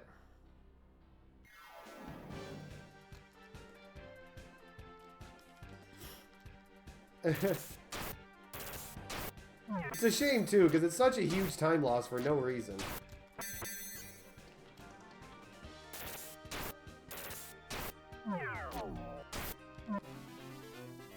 Wow, I'm speechless right now. I am utterly speechless.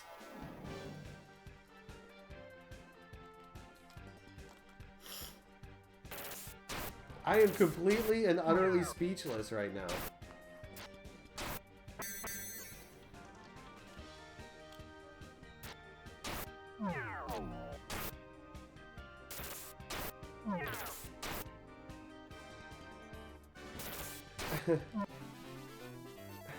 I don't know what to say. I've never seen this kind of luck before that I've had today with this vine. Oh well. It's a good thing that there's not a whole lot of bad RNG left in this game. We're getting it all out of our system in the spots right here. Aha! I swear I haven't gotten the vine, right? There's no vine in my inventory. I don't know what to say.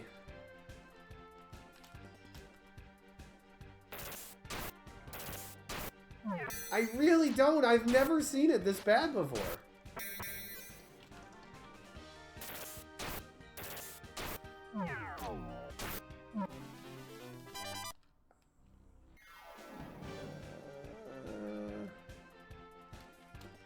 This is about 5 fights more than I've ever seen it before.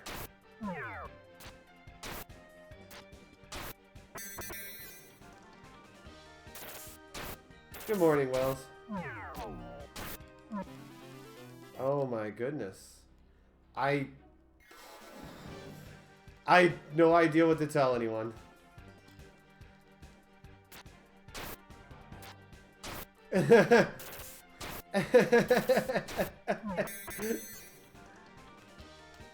I have no words anymore. This has gone beyond crazy. This is beyond crazy. I think Holy Smith would have a fit right now if he saw this.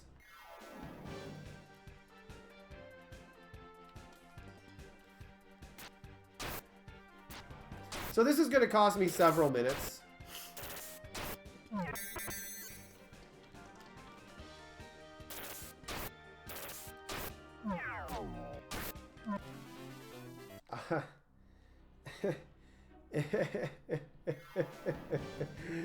Oh, God. This is wonderful.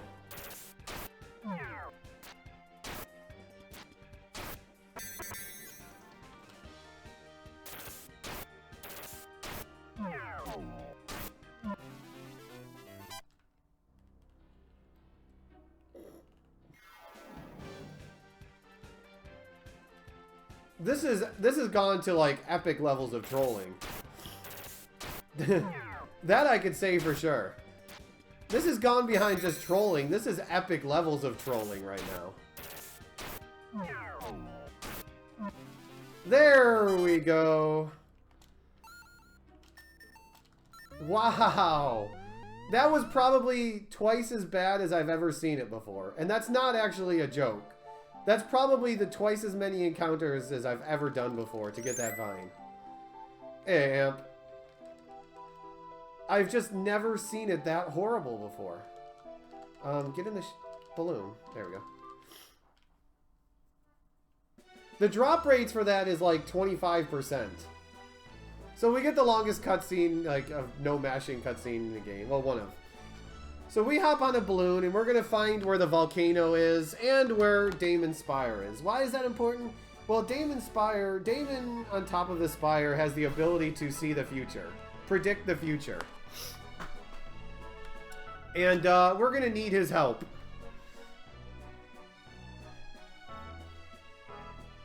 Yeah, the drop rate for that vine is about 25%, I believe. Maybe even slightly more.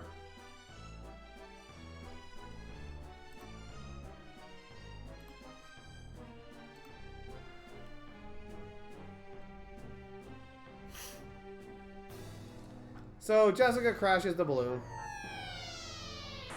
She drives a lot of things. She crashes a lot of things. You get a nice little funny cutscene here.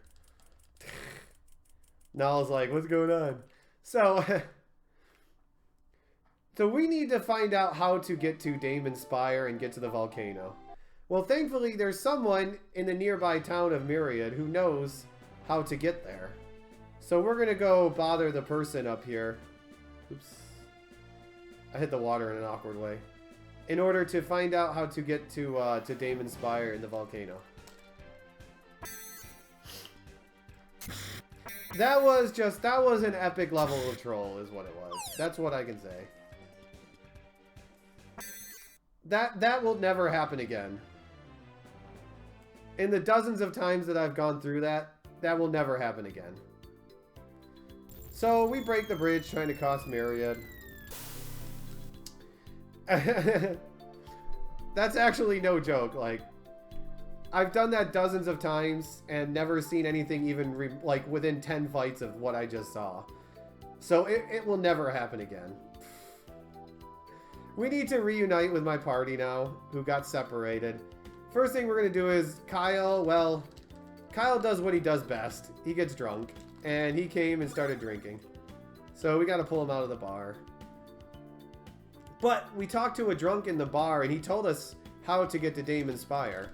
Basically, he said there's a giant turtle that loves music, and if you play it music, it will take you to Damon Spire. So, thankfully, we have a musician in our party, with Alex playing his harp.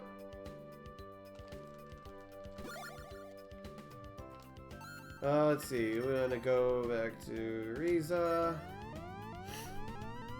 We want to Nash, Kyle, Jess.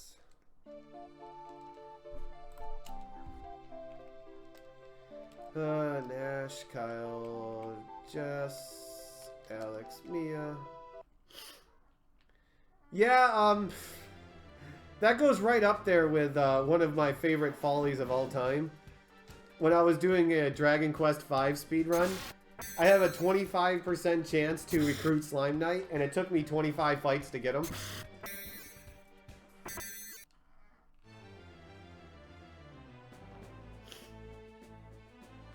Sometimes you just, RNG is not in your favor. So that little hunk of mass there, that's actually a turtle. And that turtle is going to help us get to where Damon Spire is. But it's also going to take us to the volcano.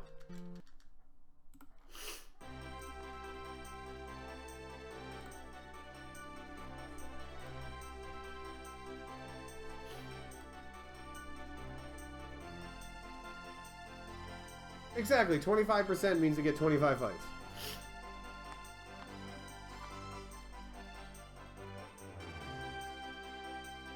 Yeah, it comes and goes, Code Lizard, it comes. As I said, we'll never see that again, so I'm not worried about it. That was definitely something to behold. So that's Damon Spire, but we don't need to go there first. First, we need to go to the volcano to get the red dragon.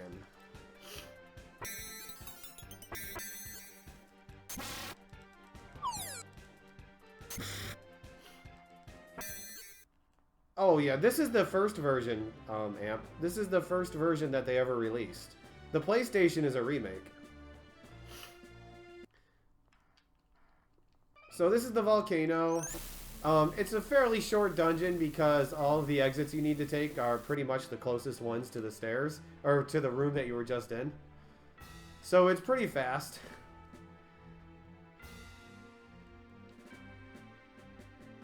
This is Sega CD.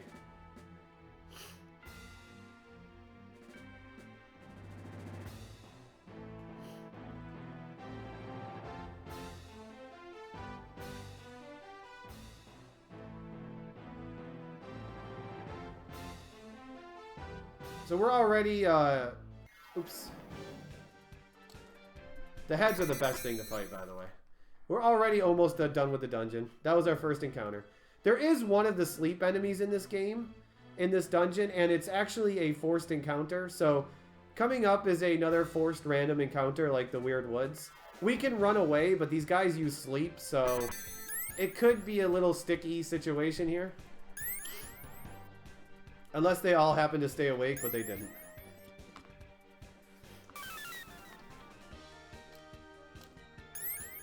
So they can each cast sleep twice, just like the blue guys. Blowing your mind. So they should hopefully take out Mia next turn. Hopefully this one will get up there and bink her. Bink. And we're out. So we can... So you're going to come here and we're going to find out that we were too late. We couldn't save the red dragon. That's a reoccurring theme, by the way. But he's going to give us his shield. One step closer to being a Dragon Master. And, of course, we get more magic. Look, I still say how much time I still saved. Because of how bad things went from my last run.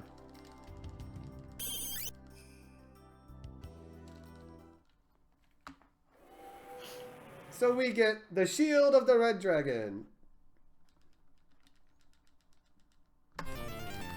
And we get story experience. So 2 dragons down, 2 to remaining.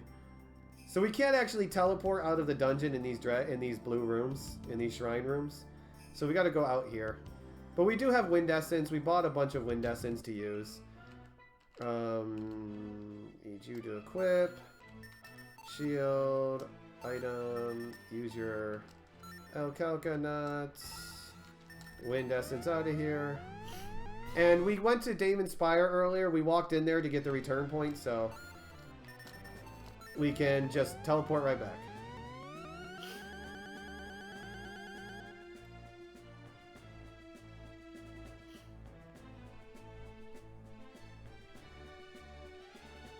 Too holy to teleport out. Use the holy dragon wings on. Yeah, so there's no boss in that volcano. Just walk right out. So Damon's Spire. We need a key to go up the spire, so we have to go into the basement first to get the key. So we kind of got to go through a little long, windy basement. These are the beakers, because they look like beaker, you know, beaker. They're a fine encounter to get. Rufus is also another good encounter. Rufus are the giant bulls that you're going to see. The third one is the encounter that we don't want, because they actually get attacks off.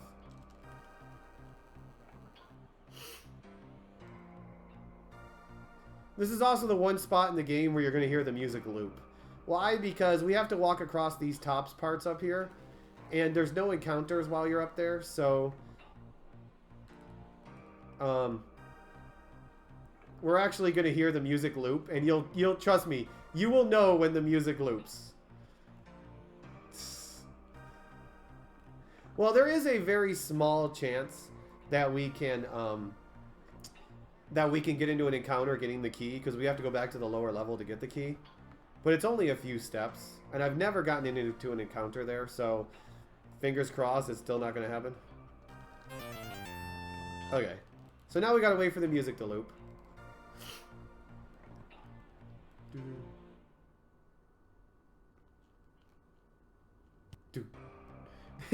It's like a 4 or 5 second pause.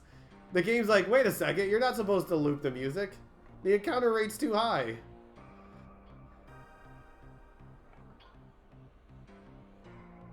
Okay, so now we gotta head out, walk out, and head upstairs. Awkward! The awkward pause.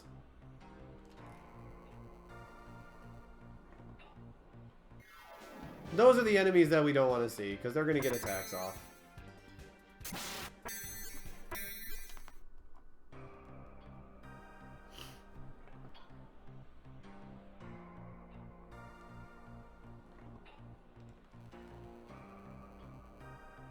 Oops.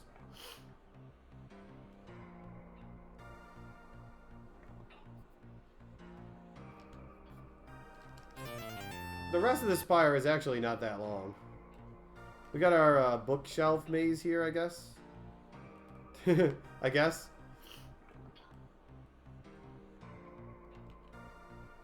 So Damon, like I said, can see the future. And we're basically going to ask him, who's the next girl that's going to get kidnapped? And he's going to tell us that it's the Guildmaster's daughter, Enriza. So we want to try to snag Zenobia in the moment while she's kidnapping this young lady. Also, there's some really funky music too. But we talk to her, and she's like, ha ha ha ha, and kidnaps the girl. So we failed. Let's continue our search for the next dragon.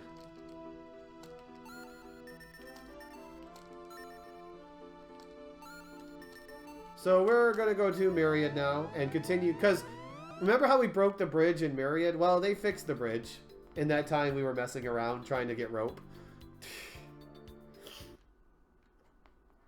And, yeah, it takes us to the other side. That right there to the right is a hot spring. There's 2 of them in here. One for the male and one for the females. Yeah. You can go into them if you want.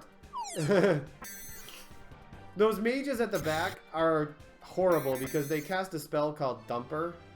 Thunder Thumper, if they get a chance to attack. Thunder Thumper has a chance to paralyze you.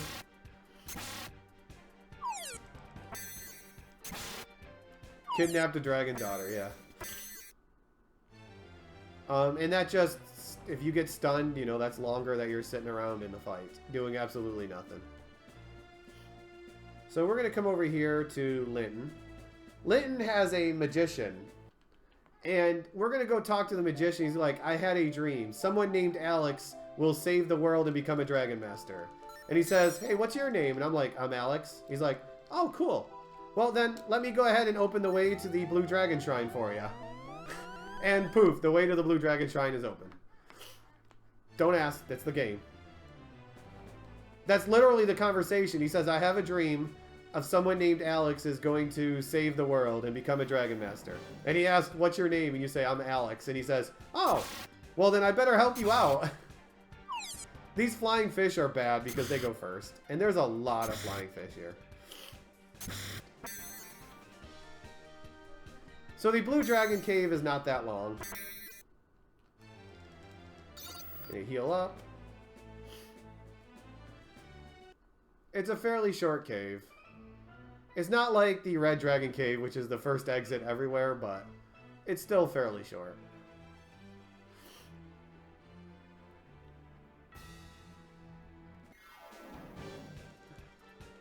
None for you, Motoko.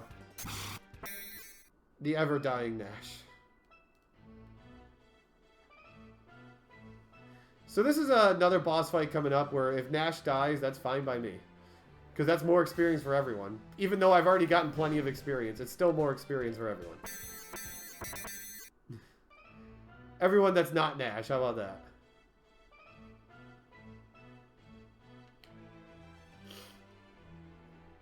Two, 3, and 4.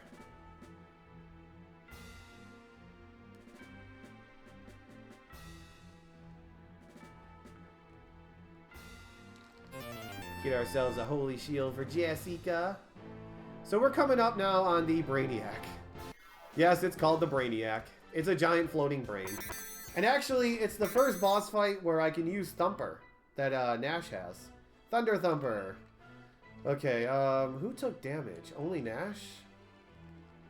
Yeah, Nash is the only one who took damage, so we don't have to actually heal anyone. Equip.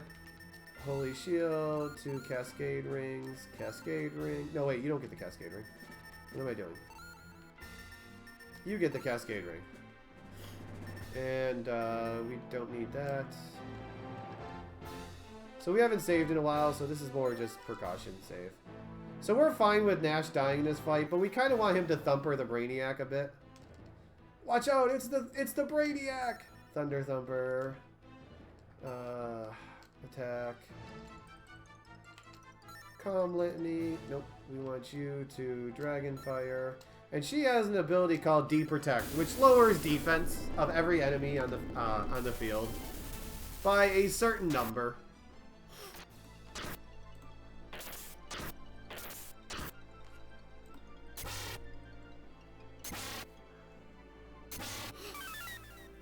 So hopefully Nash is going to get it right up in there and eventually perish at the demise of the Brainiac. If he doesn't, oh well. We're going to Little Litany Kyle. Dragonfire.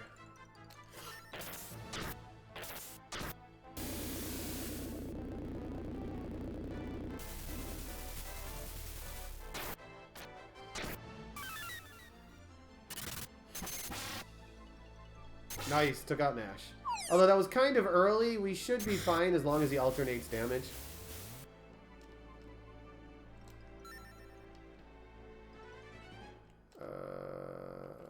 Full stone.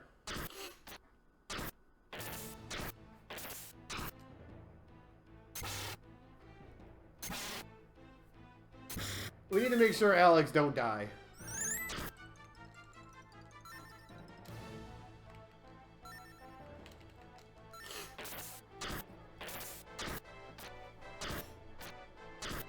Because that'll make fights later on slower. Ew, hit Kyle 3 times. That's not good.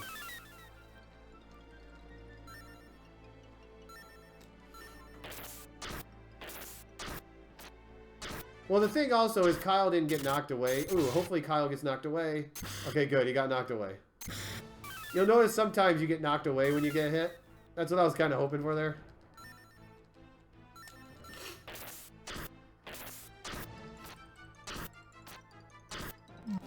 Perfect.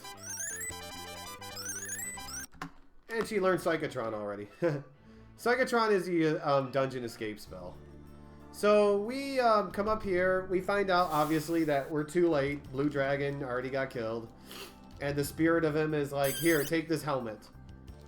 So we're going to take this Blue Dragon helmet now. Get some more story experience.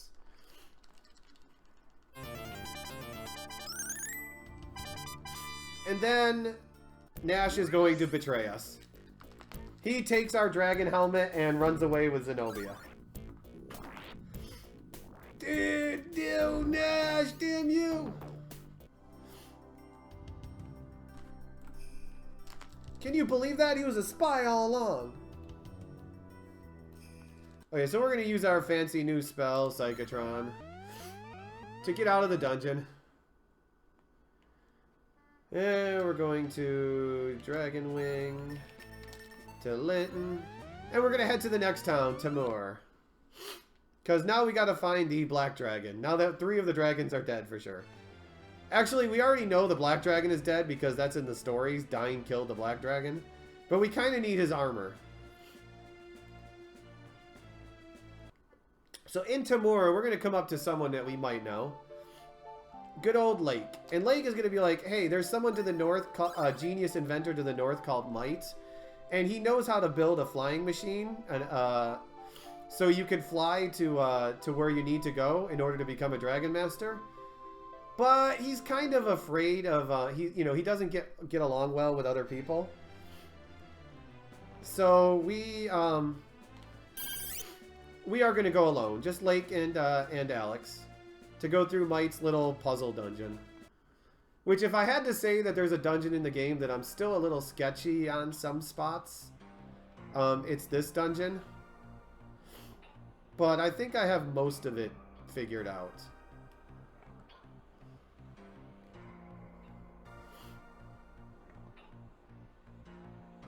Because in this dungeon, there's a lot of tubes. And if you go, or a lot of fall down tubes, and if you fall down the wrong tube, you go back to start. So you really don't want to go back to start.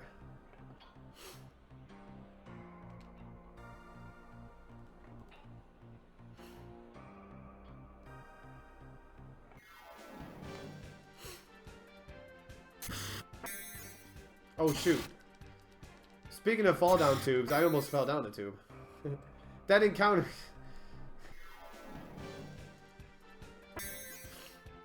Alex is not that fast.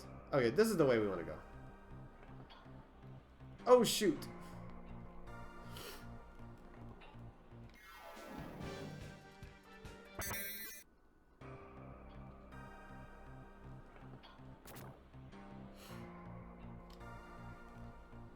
Oh, shoot. Yeah, exactly. Oh, shoot.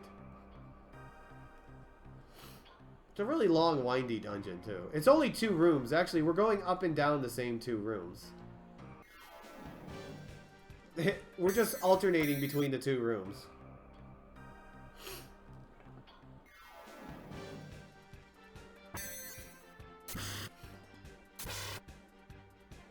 It's so much nicer if Alex dies early on, because then you just get knocked out with 1 hit.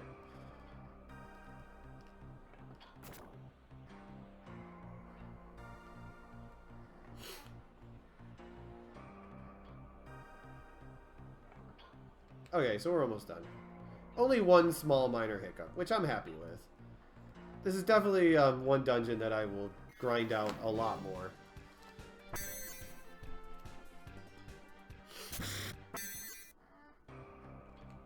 So we're going to meet Mite, and he's the genius stinky inventor, as he calls himself.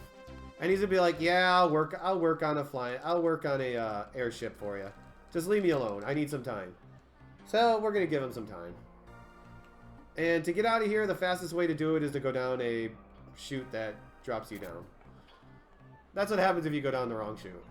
So you'll notice I kind of went up and down a little bit there. That was actually the AI of the game bugging out. You see, usually it's really reliable when you bounce off of a wall to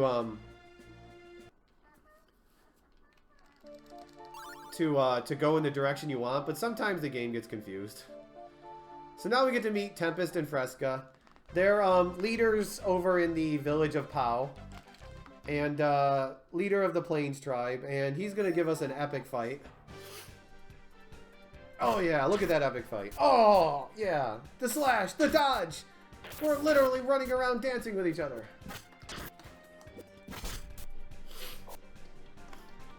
And yep, we're done.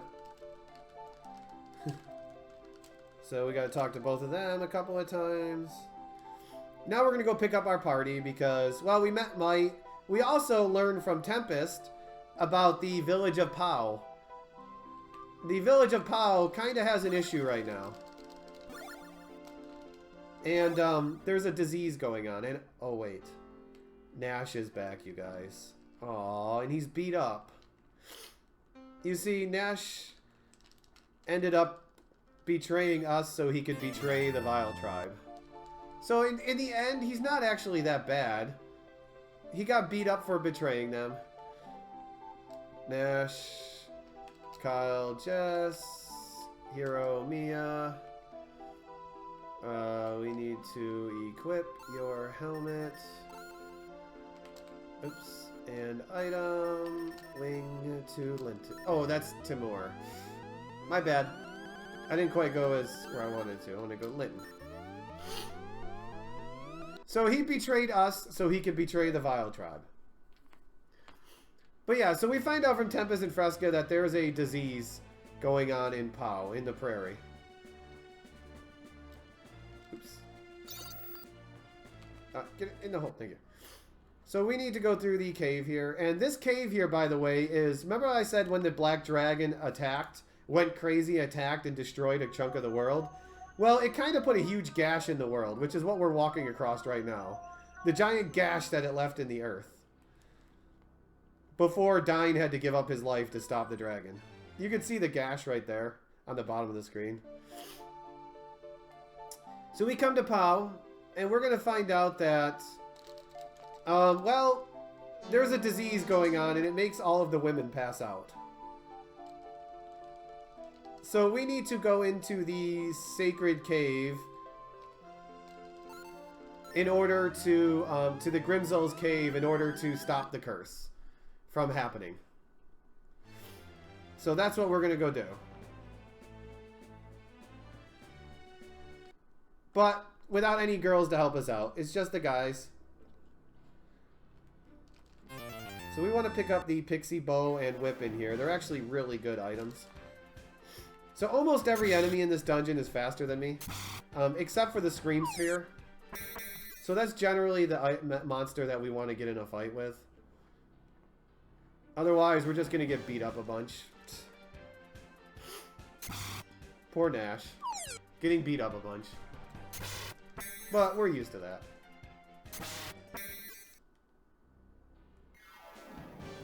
That's the Scream Sphere. Problem is, it came with something else.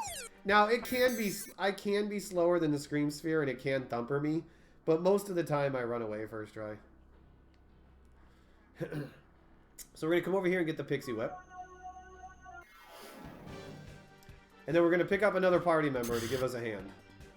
Because 4 is better than 3. These are actually pretty powerful gear. So, we're going to go talk to Tempest up here, and Tempest is going to give us a hand. I don't think I really need to heal yet.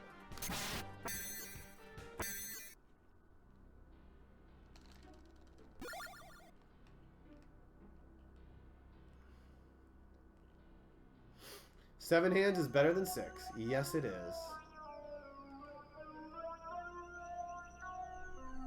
Oops. Nope, I didn't go far enough down. I was like, nope, that wasn't right.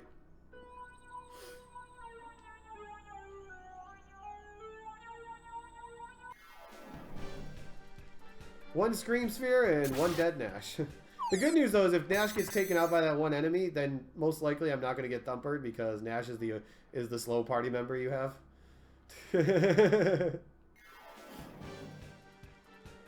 And Tempest, as you can see, is a temp character.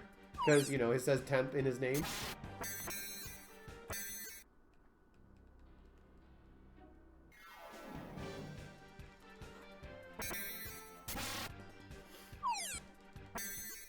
Poor Nash. There really should be a death counter, a COD counter for Nash. Because the poor guy, I mean, I do put him out in front. You notice where he is.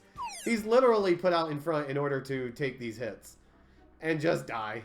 I mean, we've already killed him purposely in a couple of boss fights. Just because his experience doesn't matter.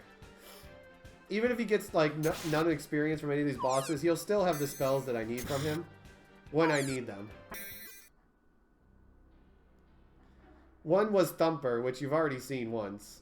And the other one later on will be Thunder Shot, too. Just because there's a lot of story experience in this game.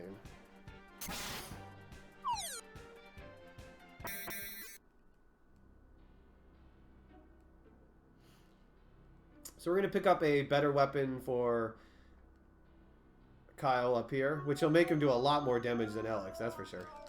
And we're going to get ready for the boss, the Incan God. The one causing the curse. Okay, you need to heal.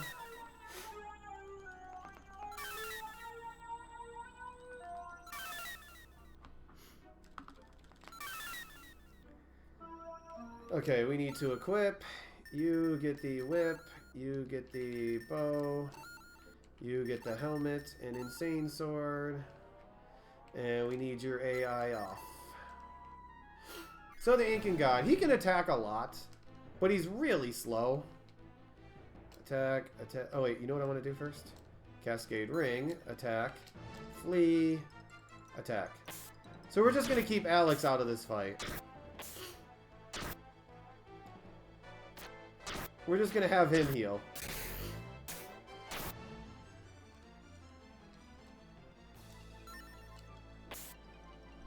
He doesn't have a lot of health, the Incan God. But it's just the sheer amount of attacks that he gets. And of course, if he takes out Nash, you know, we're not going to cry. Although we really don't want him to take out Kyle. Ew, and he went right for Kyle. So that was bad turn order right there. That was really bad turn order. Okay, so Kyle misses out on some experience. I mean, if a person has to die, obviously Tempest is the best choice, because he's only a temp character.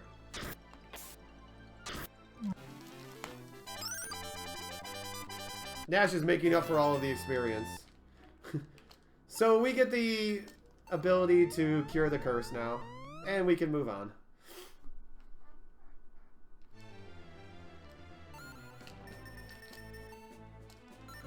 We save the girls.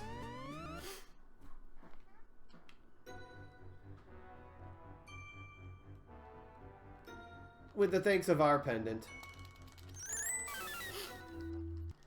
So the main reason we do this, not only because we want to save the village, but because that elder that's passed out right there that we're going to heal here in a second, she knows how to get us to the frontier.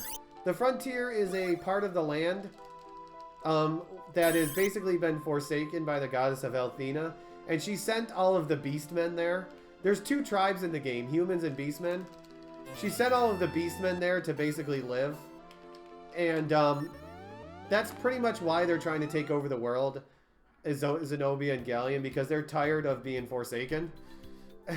So that's where we need to go in order to get Luna back and to get to the Black Dragon. And that lady that we just saved gave us the means to get there. She gave us some water, which we can use to revive this spring of transmission here. And we can take that spring to the frontier. Through an insanely long dungeon, which is much shorter because most of the exits are right near where you need to go anyways.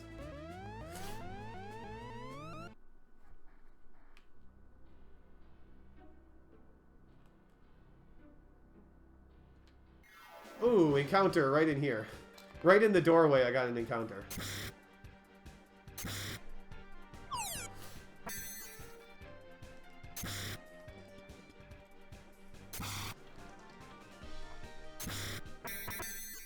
Like, I was standing right in the doorway.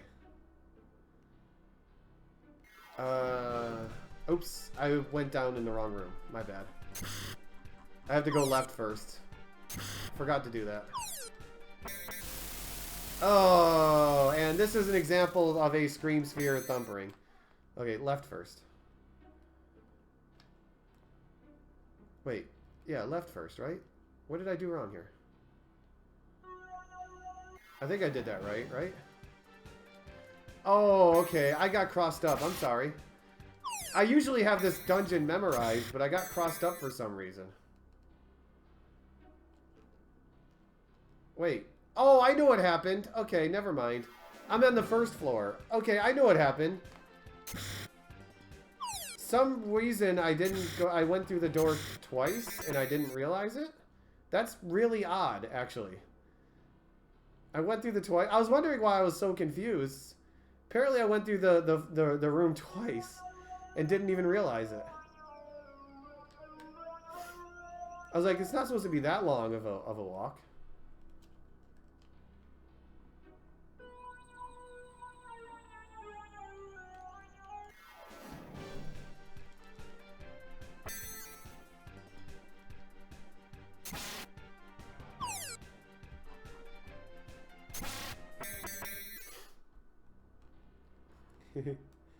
That was kind of odd, actually. This one. Okay, so we are in the frontier now. It's a desolate land, as you can see. It has cactuses. It has a town over here, which we're just going to ignore because we don't need to go there. The first place we need to go to is the Black Dragon Cave. So, because we're hoping to get the Black Dragon armor while we're here.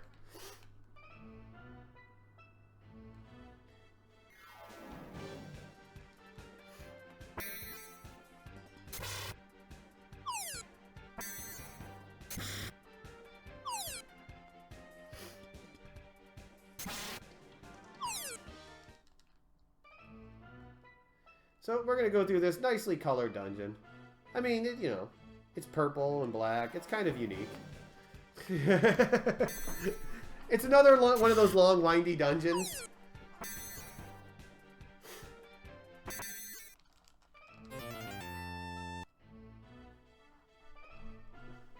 Pick up some holy clothes to equip. It's actually not that long of a dungeon. Well, technically, it's a huge dungeon. So what's going to happen is we're going to go through half of this dungeon. And then... Oh, I skipped right over the entrance. We're going to go through half of the dungeon, but we're not going to be able to get to the other half because the other half is on the other side of the frontier. So we're going to come through here to pick up an item called the Hero's Badge, which we can show that we're heroes. And they'll open up the way to the other side of the Black Dragon Cave. And combined both sections together, it's a really massively long dungeon. The problem is, the other side is on the other side of the frontier, so we gotta kind of go through the mountains to get there, which means another dungeon!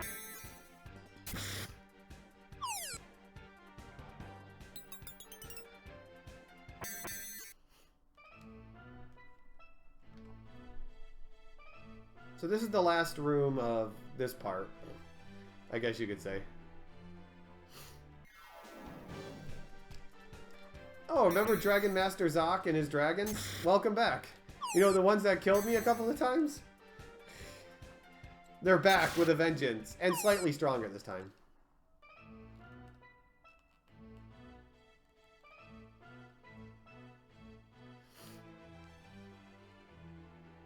So this guy's going to give us the hero badge, and we're also going to pick up Dying Sword.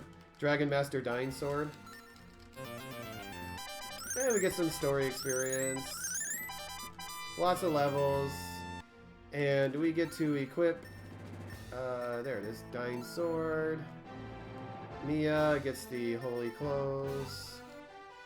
And she can Psychotron us out of here. I think she had the Seed of Vigor already equipped. I should make sure. I will once I heal here. So we got an MP restore right here, so...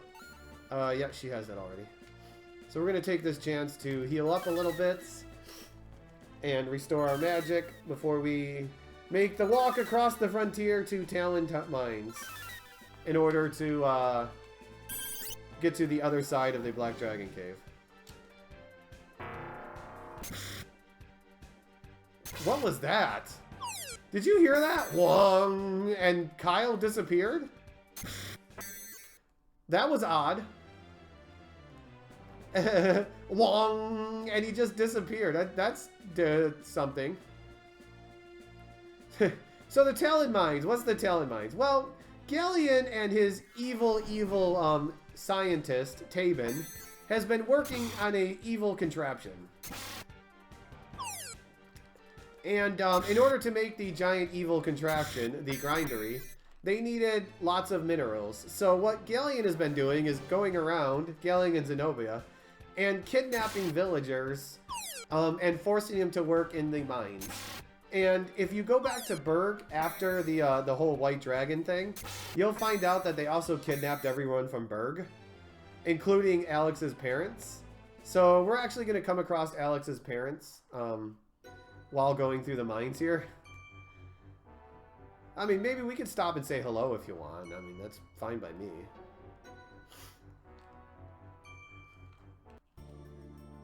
So the encounter we want to see in this dungeon is the tanks, right there.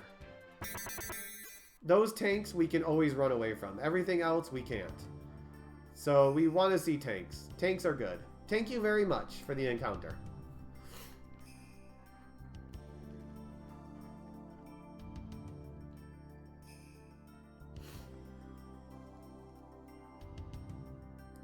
So yeah, we need to get through these mines so we can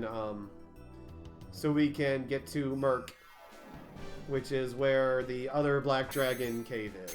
Then we can get our fancy Black Dragon armor.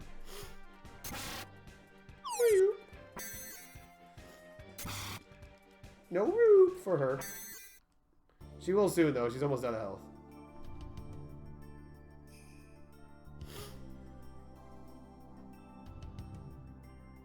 There's a lot of gloves in here. And tattered clothes. You know, workers' gloves, tattered clothes. It makes sense, doesn't it? This dungeon actually has them everywhere.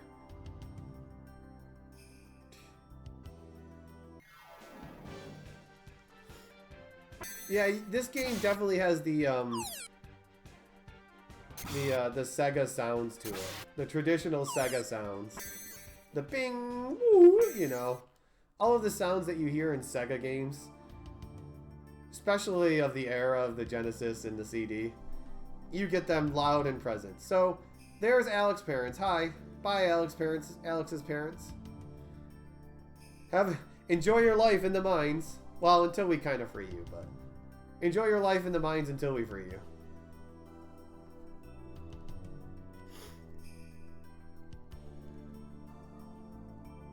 No, there won't be. This won't be a world record. World record is 3 hours, just under 3 hours.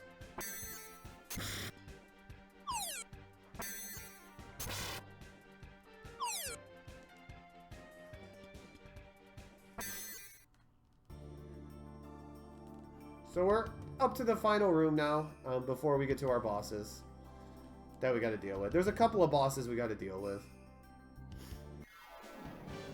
So we've only gotten one tank encounter. I mean, there's a tank there, but that doesn't count because there's other enemies with them.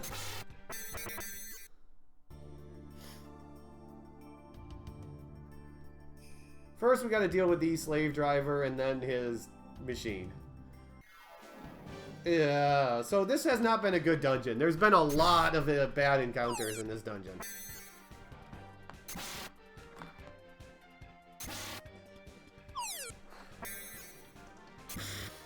This is why I don't heal after every fight, because a lot of these our party members are just going to die anyways.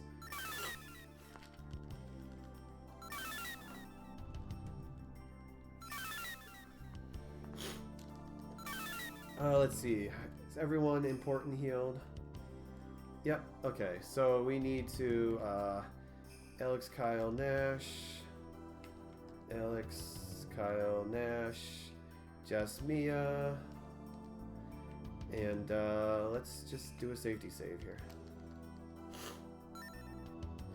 Oh yeah, you know what I need to do also? Before I forget? AI on. So one thing you'll notice is I'm going to do a lot of safety save because the Sega CD... Yeah, we'll just say that. Dragon tier for this fight. Attack the slave driver, attack the slave driver. Calm, deprotect. Ooh, wow. Kyle went first.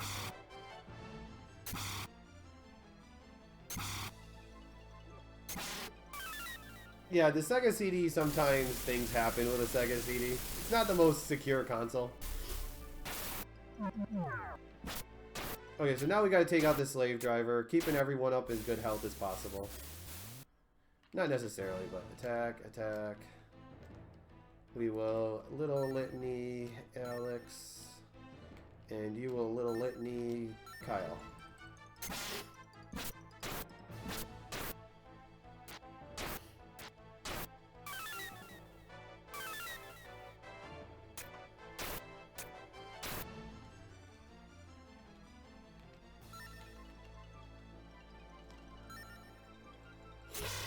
So hopefully I get that heal on. Okay, well I didn't get the heal on. That's fine, we just need him to not take an attack. So coming up is the Dragon Tank. This is a boss that we can thumper, and we really want to thumper him. Badly. Dragon tier. We want to use an ability called Sidestep, which makes it harder for him to actually get hits. Thumper... Calm Litany, and Seed of Vigor, Alex. Oh, crud. That's not good.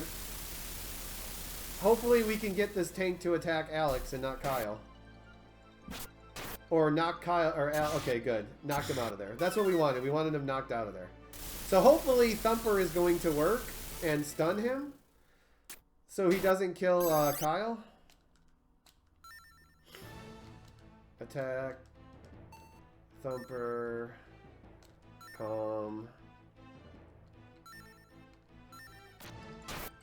Although if Kyle gets knocked out, he won't die anyways.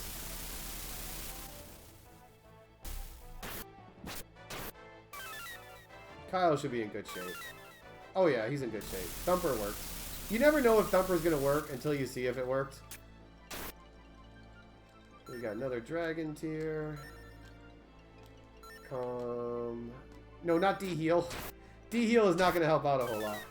Well, the dragon tank is mostly dead already.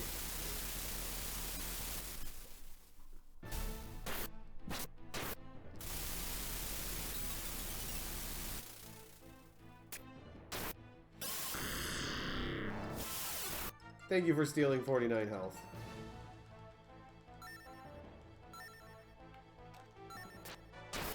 Nash is pretty useless, yeah. But his Thumper is great, though. His Thumper worked great. There we go. And we lost a little time. A lot of it was because of encounters.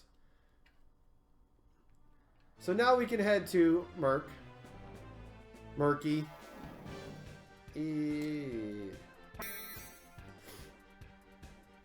That's fine. Gotta navigate through all these nasty trees. Well, we're getting tanks, but we're not getting them with anything else. Okay,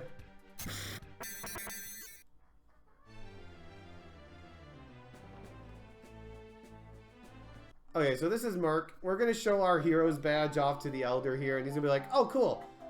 Go ahead, get into the Black Dragon Cave. You're welcome." In fact, we'll open the way and heal you up and everything. Dragon Boy. Oh yeah, they call you Dragon Boy, which is a reoccurring theme because Galleon likes to call you Dragon Boy also.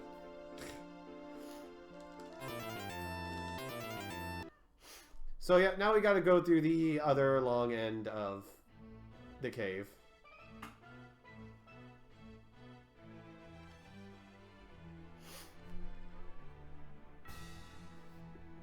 Nash is exactly as useful as I need him to be. Nothing more and a lot less. Pretty much.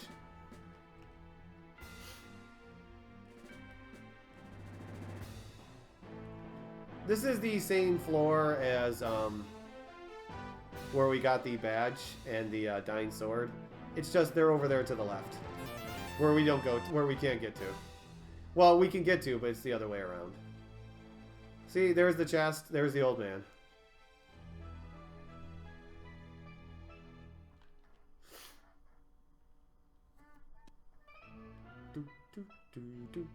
This room here is pretty big, but it's actually not as big as it appears.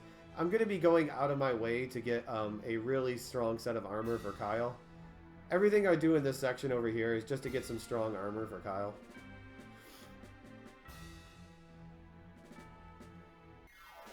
First encounter, that's... Can't complain about the first encounter being this far in.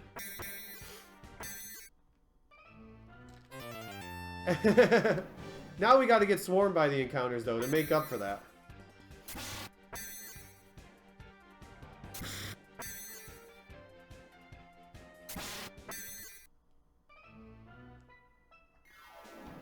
But yeah, we went through a really long distance without an encounter. But now they're catching up. 3 quick encounters.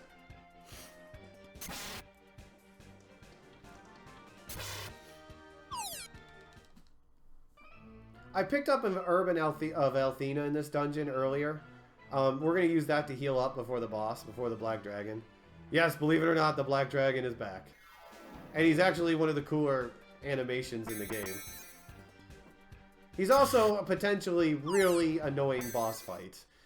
Because the Black Dragon could do 1 or 2 attacks. If he decides to do nothing but double attacks the entire time, well, things get kind of sketchy.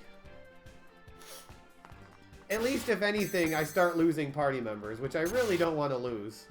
Because I don't want Kyle or Alex not getting experience. Especially Alex. Alex really needs to keep up with the experience. Or I'm going to lose time on other dungeons coming up. Against other bosses. Because Alex's magic is important. Because all of these spells that he's casting are really expensive. So he has to have a really good magic pool in order to do his best magics on every boss. And if you start losing out on experience because the bosses are killing Alex, then you suddenly have to do the lesser tier spells against them, and you know, it just takes longer.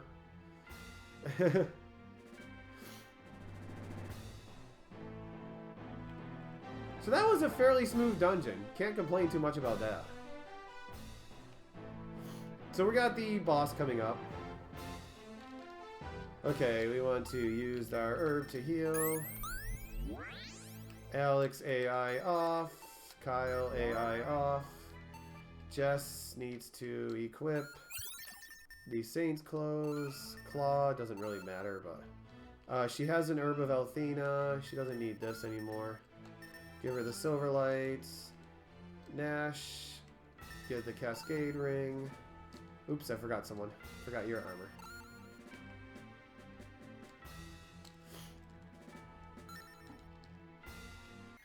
Oh, an encounter right on the boss spot. Oh, that's so wrong. Now I gotta heal again, because I got an encounter right on the boss spot. I'm lucky the boss didn't trigger, by the way.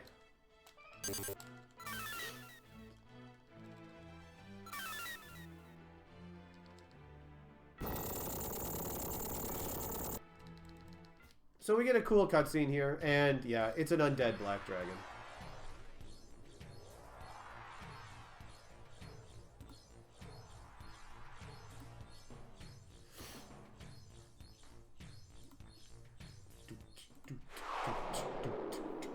So we turned off the AI glitch for this because we want to spend a couple of turns buffing up.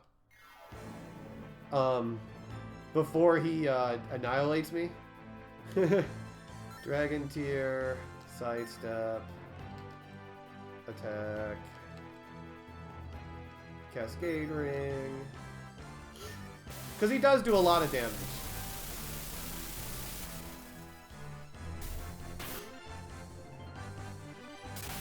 That's the attack we want to see, when he opens his mouth like that. Because then he's only doing one attack. Dragon tier, attack, attack. Deep protect.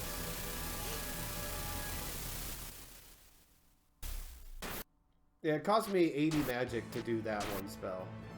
And there, okay, that's a single attack right there. That's what we want to see. Single attacks. Especially if they're alternating. Oops.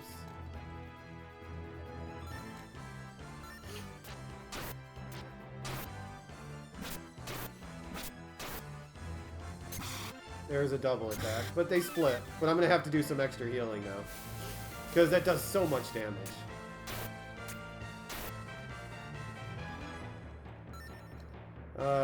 Little litany Alex. Okay.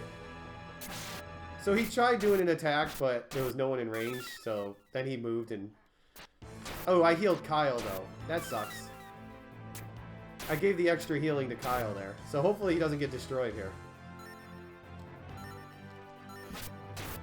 Single attack is all we want. There's a double attack. But thankfully he got out of range. You can see this guy does a lot of damage. And Kyle is definitely getting low on health. But it won't be too much longer before he dies.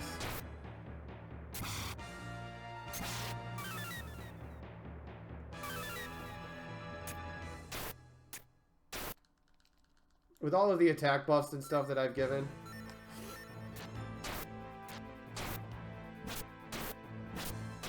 Nice. No one died.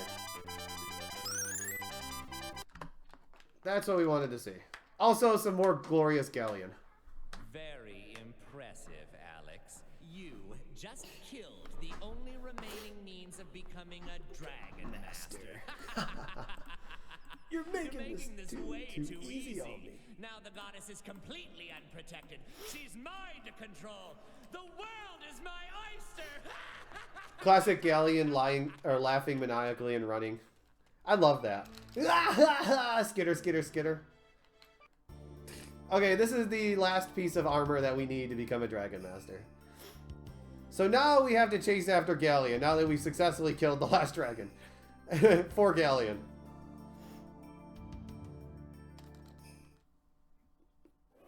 Yes, Cap. We get our Black Dragon armor. This pretty much turns Alex into a massive tank. Like, he is now a massive tank. You'll notice that when we get into random encounters. They do nothing to him. So now we gotta chase after Galleon. Well, Galleon's in a place called Ruid. And we need to get to Ruid. So we're going to equip your fancy new armor. AI back on. Jessica's is off, I believe. Yep. Oh, magic. Psychotron.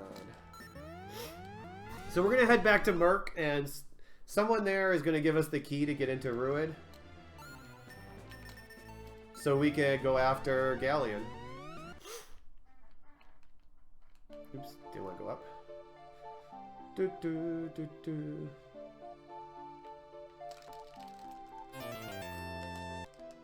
So we're going to use the wings here. I've done it several times in this run where I just use the wings to get to the entrance. Because it's much faster to just wing to the entrance than it is to walk. Because we're lazy. We're heroes. We walk everywhere. We don't have to walk everywhere. So watch how much damage Alex takes now. So the days of Nash dying in every fight are over. He'll only die in some fights now.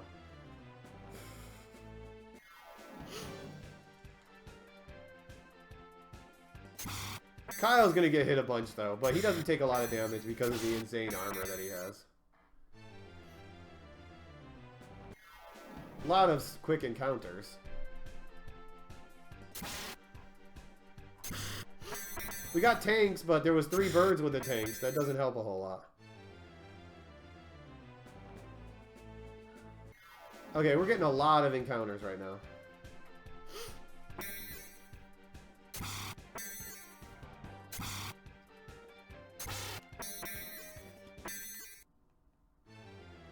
Get our magic restored for Alex. It's all for Alex. He needs the magic. So this is Ruid. It's, well, it doesn't believe in environment. It's kind of, you know, nice colored. Lavender, you know. Teal. Red. Smog.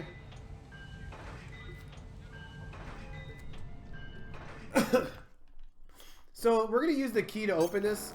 But you'll notice I'm going to kind of skirt to the side when I do.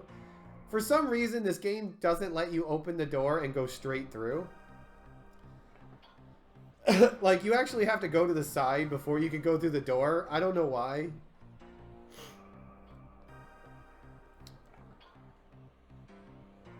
This dungeon is very linear. It's back and forth.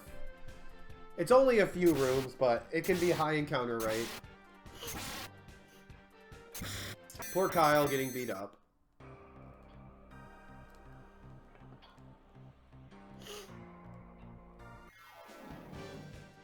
We're getting tanks, but the problem is we're getting monsters, you know, that aren't tanks. Poor Kyle's getting wrecked.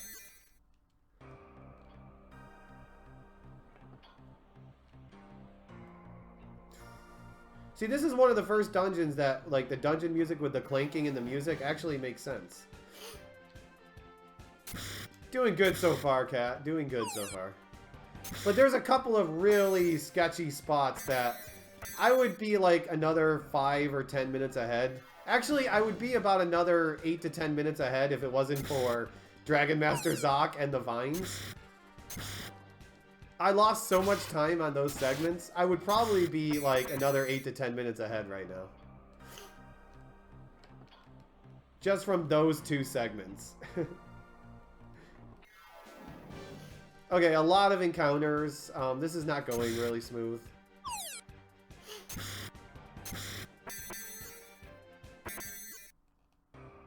This is really not going very well, this dungeon though.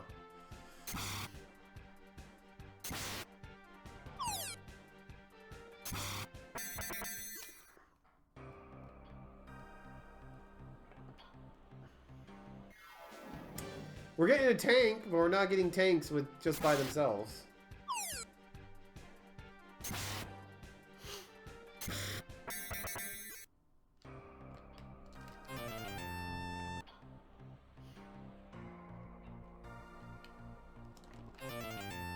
Okay, so we're up to Tabin. Bunch of healing, 'cause I took a lot of damage. We'll just calm Litany 4 times. Ooh, we might have to Little Litany actually also. Little Litany, Kyle. Okay, he's better. Equip. Holy Clothes. Mia gets the Seed of Vigor. So we're going to have to fight Tabin's tanks. He is the mad genius inventor. Now, because of all of the levels I've gotten on Alex, yep, I have enough magic that I can do 2 Dragon Quakes instead of having to do a lesser ability. Also, Thumper, this is another fight that Thumper works great on. Especially since there's 3 enemies.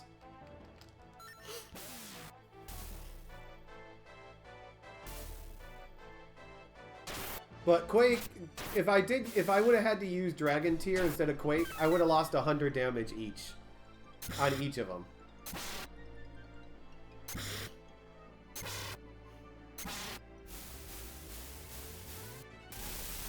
So hopefully some of the Thumpers will work, especially so I can heal up. I mean, I could always use a Herb of Althena if I really need to. Thumper, Calm, Seed of Vigor, Alex. So this is what you're going to start to notice about a lot of the bosses now. Because of how powerful the magic is, plus you have the AI glitch, which allows me to do more damage. Not yet, because he doesn't have a good weapon on yet. Ew, I gotta use an Herb of Althena here. You're gonna notice that a lot of the fights now are use magic with Alex and use Seed of Vigors.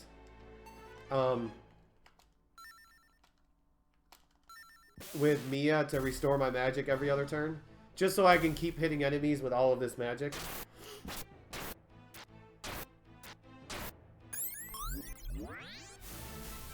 That's fine. That's where my Herb of Althena is supposed to be used if I need it. So they're going to get close to dying soon.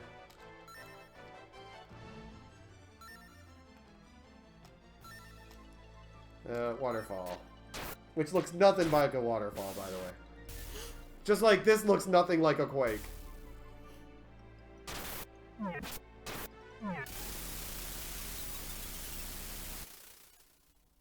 Most bosses die pretty much around 4 turns, 4 to 5 turns. Attack, attack, attack, flee, flee. Nice.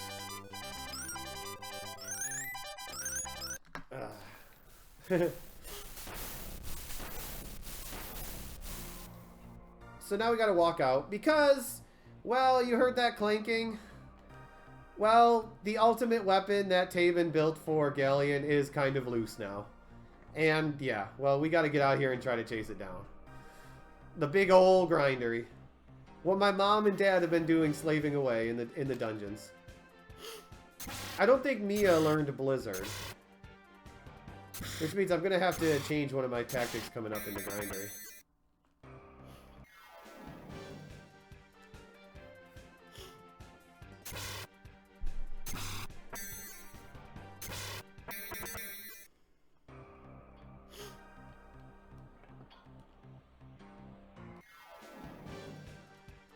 So Ruin has had a lot of healthy encounters, that's for sure.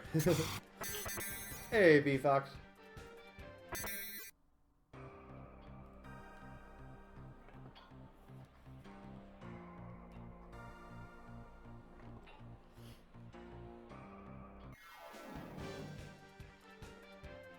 No, not the phone. Not the phone.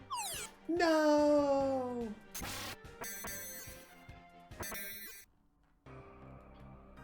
Or the finger, yeah. Hey, a double tank. That's what we wanted to see. That's the first double tank that we've seen. Of course, we're still getting in an insane amount of encounters. That's the biggest RNG in this game, is the encounters. Although you've seen some of the other RNG with, like, the Vine and some of the bosses.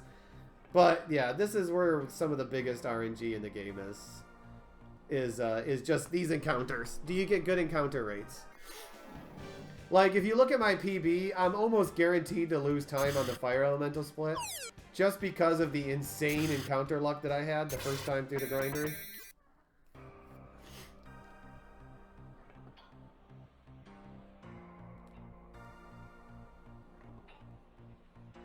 We got outs. So we need to Dragon Wings to the Talon Mines. And, well, the grindery is a big old thing. So big that it pretty much annihilated this town. And again, it's not environmentally safe.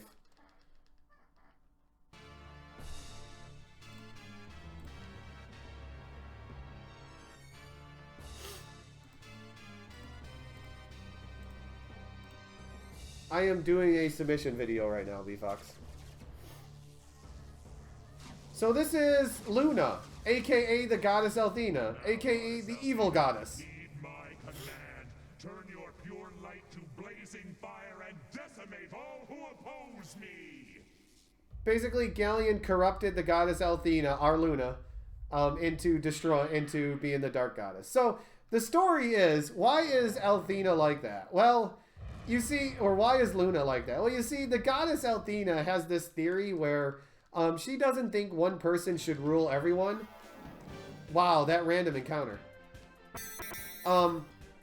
So what she does is, every once in a while, she basically gets reborn as a human. Encounters, please! I only have to take 8 steps. She gets reborn as a human, so that humans can run everything instead of her. So this is insanely unlucky, by the way. I have to take like 8 steps to get to the grindery, and I got in 2 encounters. So yeah, anyways, she comes back as a human in order to let the humans rule, let the beastmen and humans rule instead of her. But she happened to get caught as Luna by Galleon, because Galleon used to work for Althena. He's one of the 4 legendary heroes of Althena. So he kind of knew she was a human, but he didn't know where. Until, you know, the whole thing with Luna and us.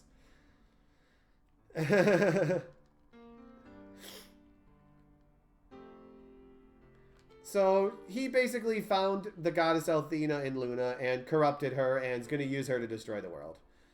And in the meanwhile, well, our girls are sleeping and the boys are kind of depressed. So we need to cheer up the boys. We need the ladies to cheer up the boys.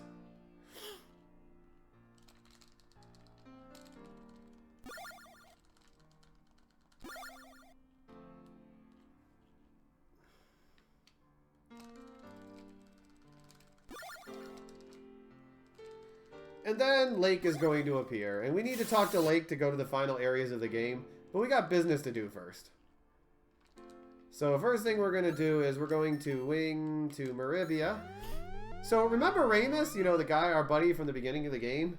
Yeah, well, his shop at the end game actually sells you everything for free. At the end game. Let's see, what do we need to get rid of? Get rid of that. And so we're going to exploit the fact that he's going to sell us all of his items for free. So I'm going to warn you now, once I sell all these items, watch your ear. Thief Crest, Prison Key, you need to keep those. Oops, didn't want to sell that. I went too fast. So yeah, watch your ears. I'm going to tell you that right now, because we're going to buy a bunch of Sage's clothes. For nothing. And then we're going to sell all those Sage's clothes for a profit.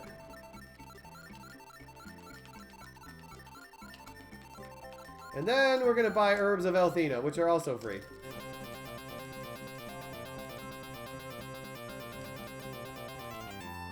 Okay, so we're going to equip.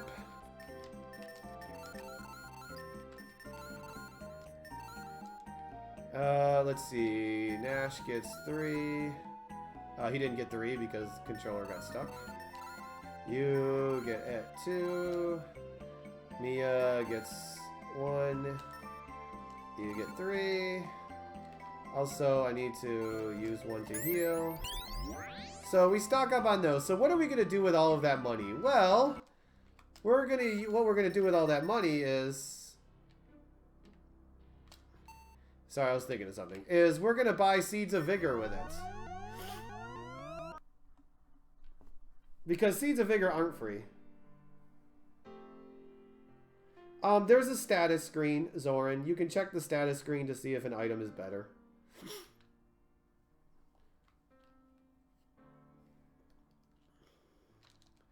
Also, I need you to drop your gloves.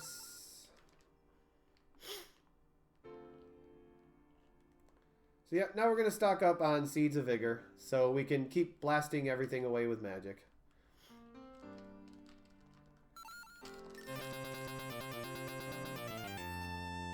Okay, so we need to use one on Alex, and then we need to equip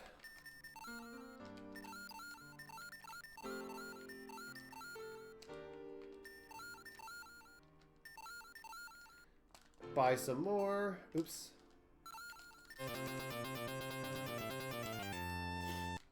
Okay, we're all stocked up. And we are going to use most of these, although we're not going to use as many herbs of Althena. But we are going to go through, like, these Seed of Vigors for the rest of the game. So we're going to talk to Lake, and he's going to tell us that Might is ready with our airship.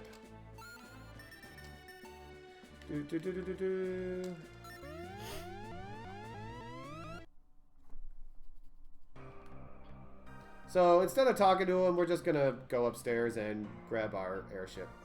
I mean, his airship, but we get to use it. But along the way, uh-oh, Zenobia. Why? She's going to get us, but Lake will save us, you guys. Don't worry. Well, Lake is going to get turned to stone. So he kind of saves us. And remember what I said about Jessica and driving? Guess who's going to drive the airship?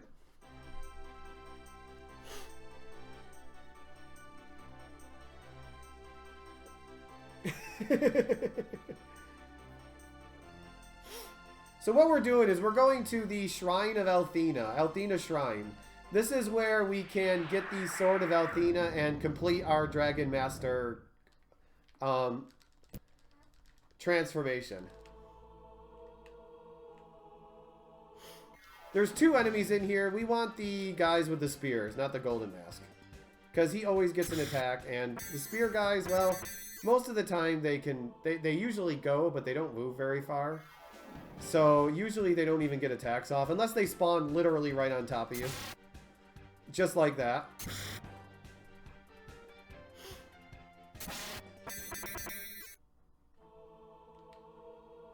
Wow, 3 encounters already, and all 3 of them were bad.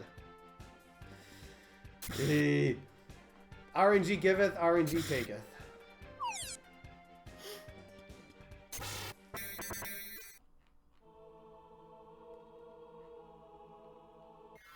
Wow, they're not giving me any good encounters at all. Look at these masks, you guys. Look at these masks. Poor Mia is getting wrecked because of the masks. We're only in the second room, too. Still got a few more rooms to go through.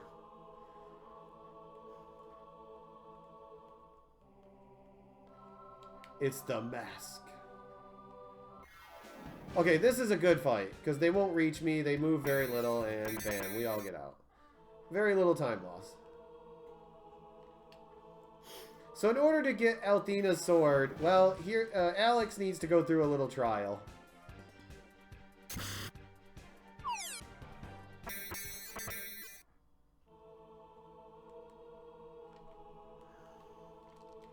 Okay, item, use our herb. Need to equip, remove the amulet, give him a seed.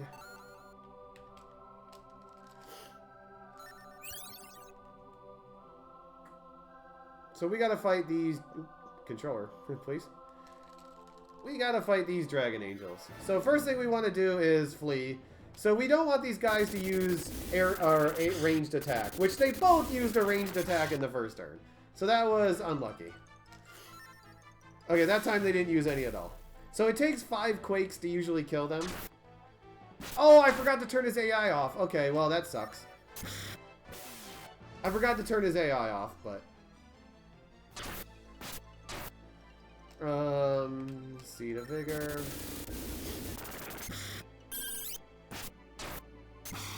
Now we use the Herb of Althena. That one keeps using a ranged attack, which is, you know, not really good. Yeah, you have to use magic because physical attacks just don't work.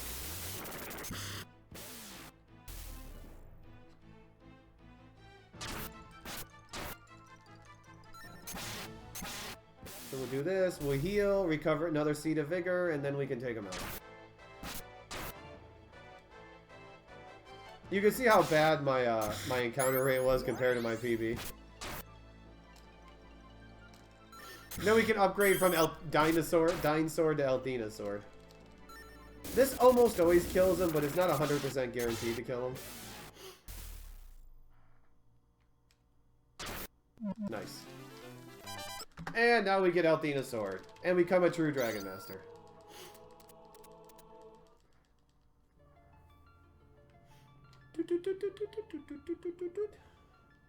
And a buddy, old buddy talks to us. You are indeed the brave one. You All because I traveled far for you, Quark. in your heart. Step forward and become your destiny. That's a shame, you guys. I could be on pace for like a 305 right now. If it wasn't for just those two things. So we are now a Dragon Master. Heal up. Okay, so we need to equip Althena's Sword, amulets. Oh wait, I forgot to equip something. Remove that. Wings, there we go. So in order to enter the Grindery, you have to be a Dragon Master, and you have to have all of the Dragon Master stuff equipped. That includes the wings. Ooh, another horrible encounter. I've gotten nothing but horrible encounters in this place. I think I had one good encounter. But yeah, you need to become a Dragon Master and have everything equipped. Including the wings. So that's why we got the wings equipped also. Otherwise, you just bounce off and you go to sleep for a while. Oh boy, the encounter rate in here is insane. Now it's not Mia getting killed, now it's Nash. Back to the way things belong, you know, should be. Nash getting killed every time. Oops. So many bad encounters.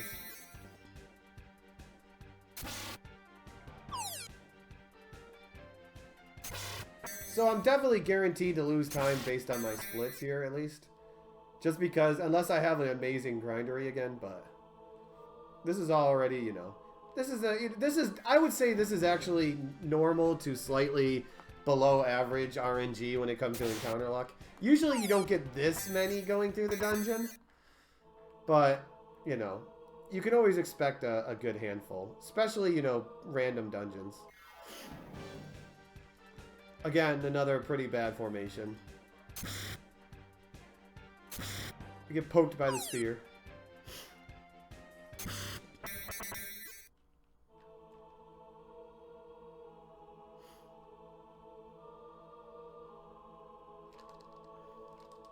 Okay, so now we're going to wing to Maribia.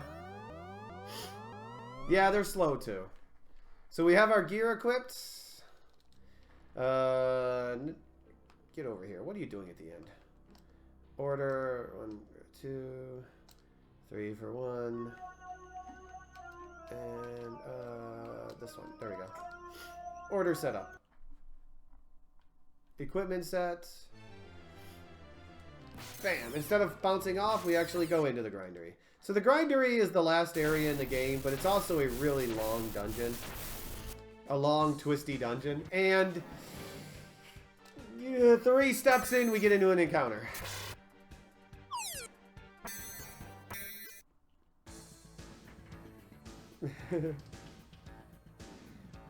Yeah, you can lose or gain a lot of time in here just because of purely how long the dungeon is. If you get a really bad encounter rate, you know, you're going to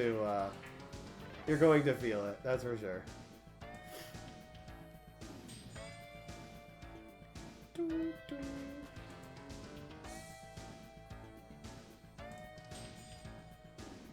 Well, that wasn't too bad. We got one at the beginning.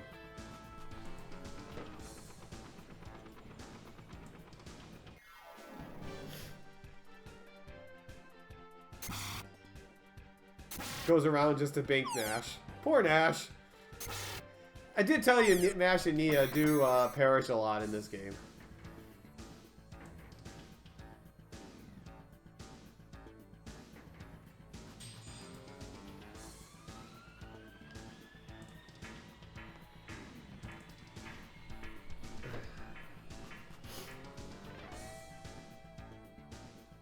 Someone's got him. Well, someone's got him.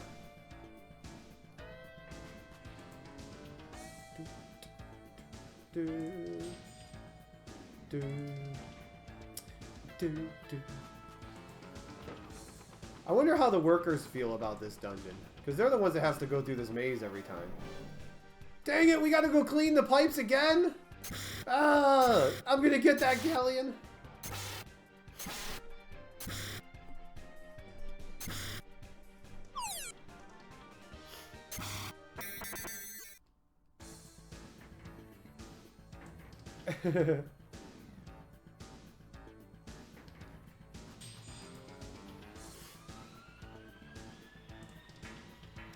Only when I'm not speedrunning, right?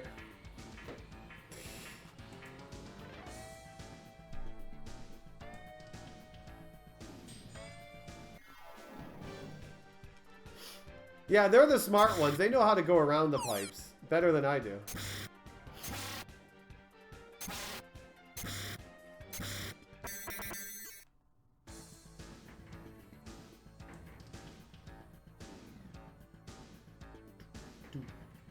There's actually two dungeons here. First is the Grindery. And then technically we have the Goddess Tower, Althena's Tower. The one tank in the game, well, one of the two tanks in the game that's actually fast. There's another tank, the Dragon Tank, which is actually pretty fast too. That right there. You know, the Dragon Tank boss that we fought earlier? There he is. He's just a little nerfed because he doesn't get multiple attacks.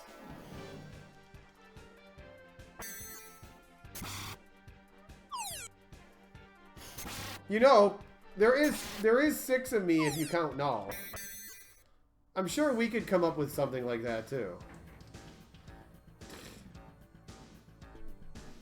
Okay, final room coming up.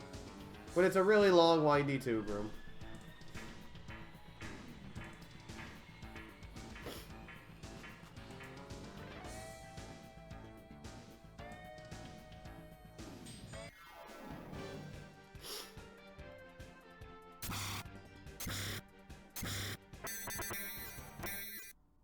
So I'm not worried about the damage because I have a lot of herbs of Althena on me. They can easily heal up the damage before the boss fight.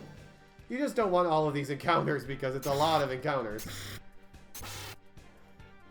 Especially 5 enemies and 2 of them attack 3 times.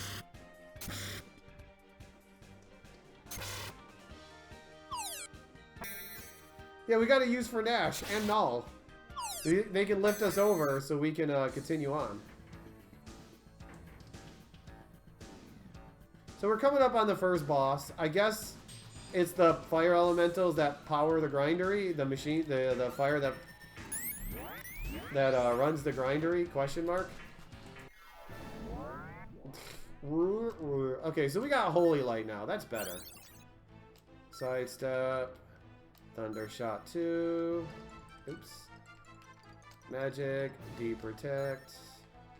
And we're going to Holy Defender Kyle. That's going to give him a boost to his defense.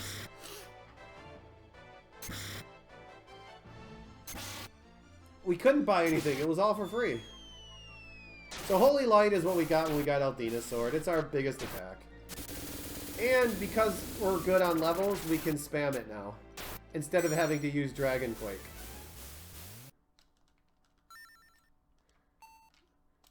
Attack. Thunder Shot 2. C to Vigor Alex.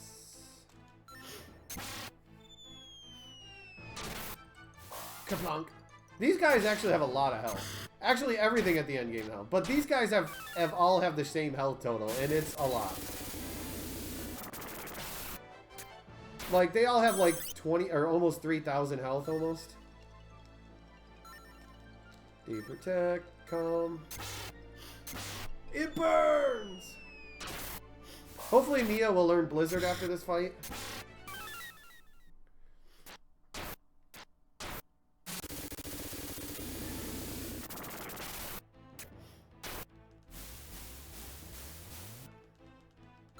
She has extra experience, so I think she should.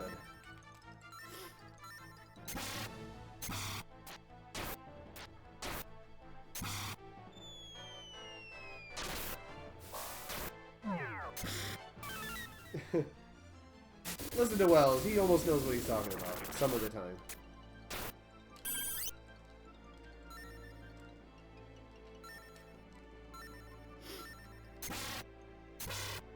So they should die this turn. Maybe this turn. It might take another turn to kill him.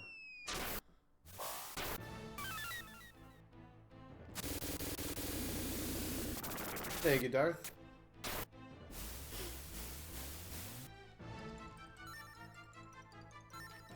Oops.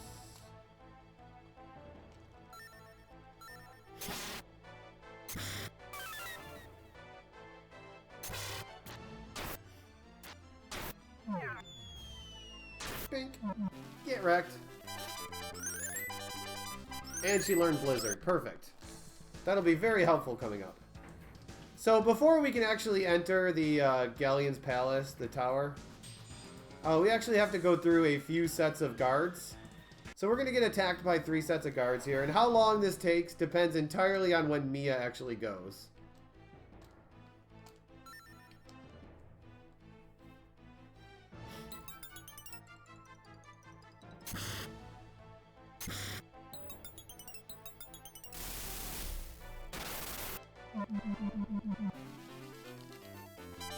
We can also do it with Nash also, to go maybe slightly faster, but there's one. Now we'll start doing Nash, because he has enough magic to do it now. No, not Thunder Thumper. Because he has a chance to go faster than Mia, but he can't do it 3 times. He doesn't have the magic to do it 3 times. Oh, Mia actually went first. Haha! that backfired on me. That backfired horribly.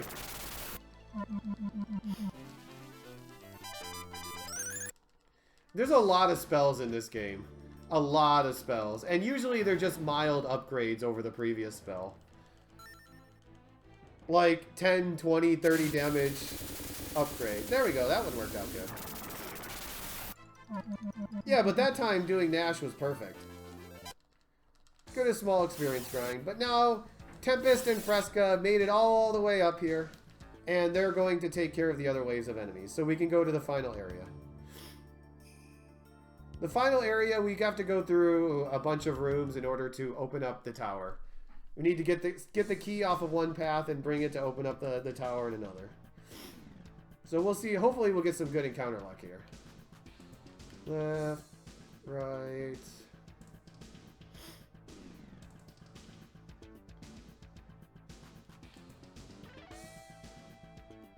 Bing. Also, a lot of the kidnapped women are here.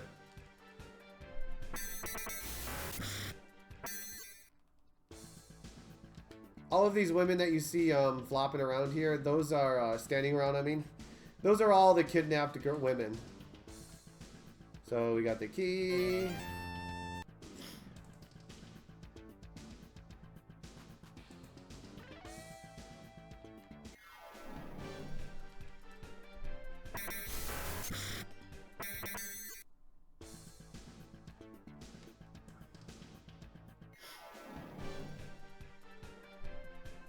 Not the best encounters, but not the worst. That's for sure.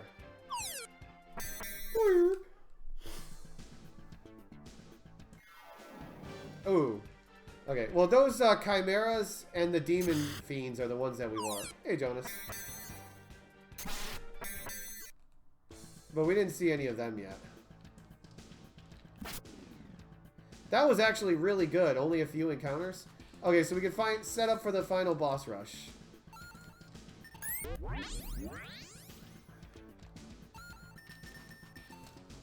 See some Seeds of Vigor. On Nash. Alex. Okay, equip.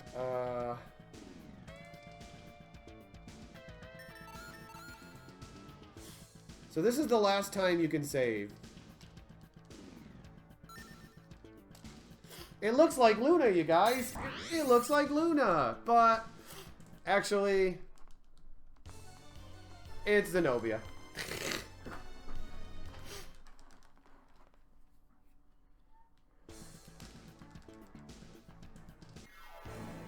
So we're going to spam Holy Attack, Sidestep, Attack, Deep Attack, Calm. The multi-legged and armed Zenobia. I don't know where she kept those arms and legs, but she did.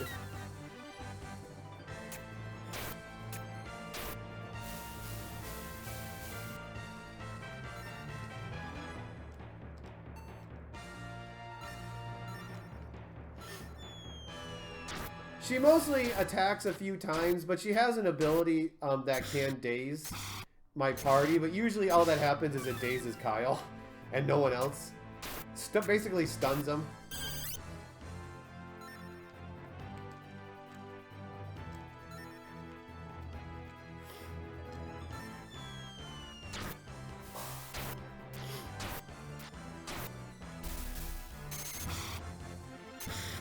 She also can do that ice attack, which isn't that bad.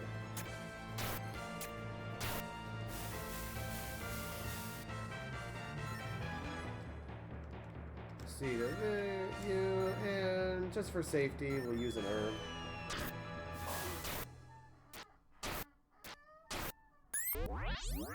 And she should die within a couple of turns. Everyone dies close, except for the final Galleon fight. He usually did a little bit harder to kill, right? You can't kill him in the same amount of turns, I should say.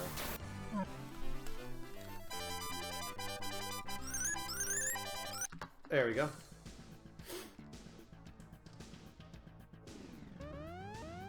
Not bad, not bad. So now we got Galleon. Item, use that on Alex. Make sure everyone's healed up. Okay, Galleon. Just standing there on his little throne. He looks much bigger than his throne. So, little Alex became a dragon master. Aww. How endearing. Endearing. You've come to fight for the soul of your dear Luna, but you're too late. I'm already in control of the goddess. Face it, you don't stand a chance, Dragon Boy. Dragon Boy. So we got Galleon. He just attacks a lot, is what he does. Let's see. Magic. Deep Protect. You use your Cascade Ring.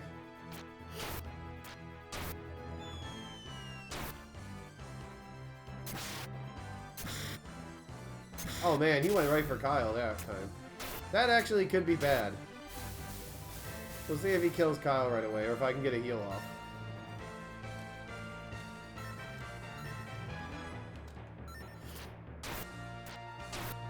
Okay, good. I got the heal off. Usually when he knocks you away, he'll attack the next person.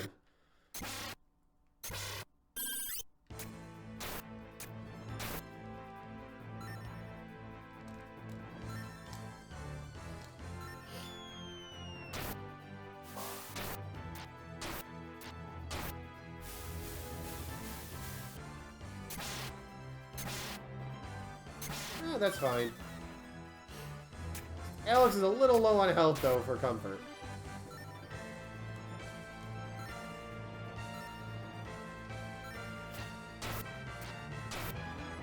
Ooh, that sucks.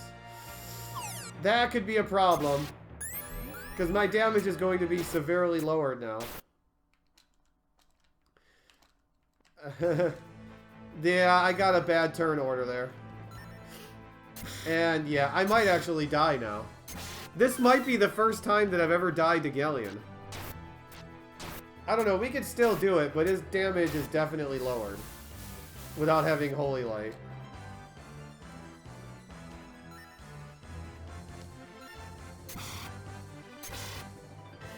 Wow, okay, no, you can't read. This might be literally the first time that I've ever died to Galleon.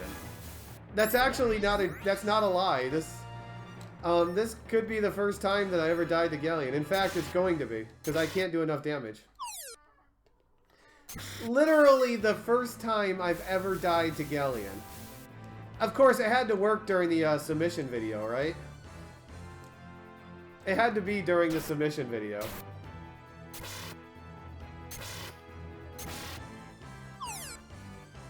There's no way to res in this game.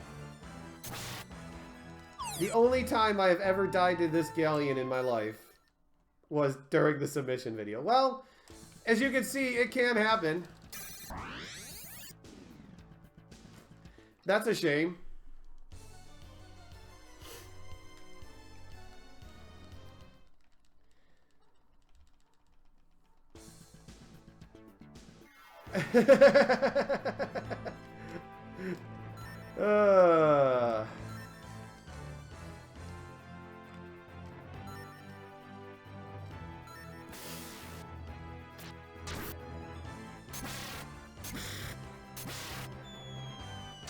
Oh well. Can't win them all. This is marathon luck, you guys. Never happened before. We'll call that marathon luck.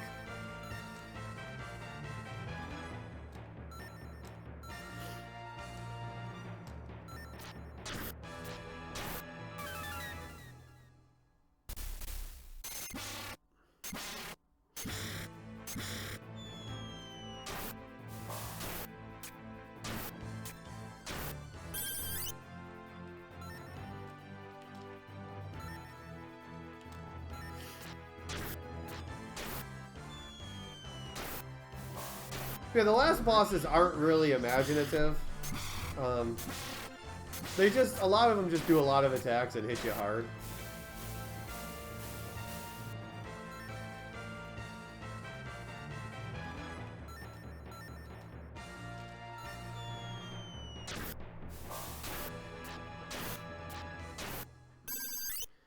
We're still gonna PB off of this at least. It's not gonna be as big of a PB as I wanted, but, or could have gotten, I should say. But we're still gonna do good.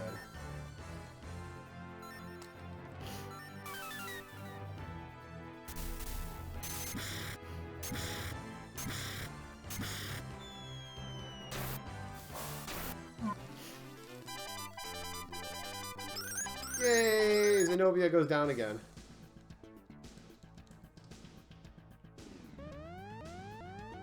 And this is why we save anyways, even though we rarely ever died any of these bosses at the end. It still can happen.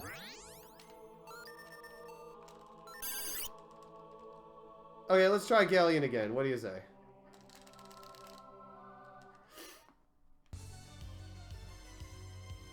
So, little Alex became a Dragon Master. How endearing. How endearing. Come to fight for the soul of your dear Luna, but you're too late. I'm already in control of the goddess. Face it, you don't stand a chance, Dragon. I think we've already learned that we don't stand a chance, but, you know, at least give us a try. Let us try.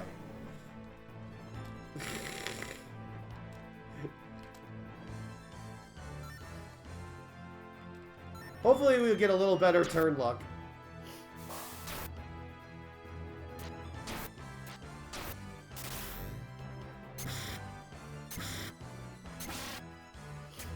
Yeah, we need a little better turn luck, and a little better, like, luck there, because if he keeps getting knocked away like that, like, way too late, then I'm not going to be able to catch up with healing.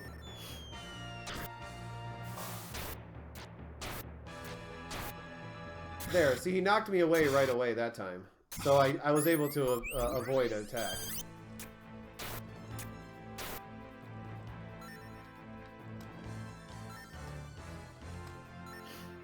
Ooh, he went first. Oh, that's fine. At least he attacked before I heal.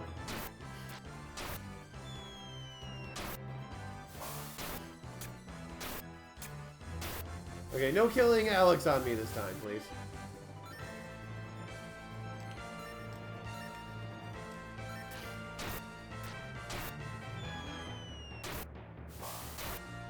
Oh, I healed first. That stinks.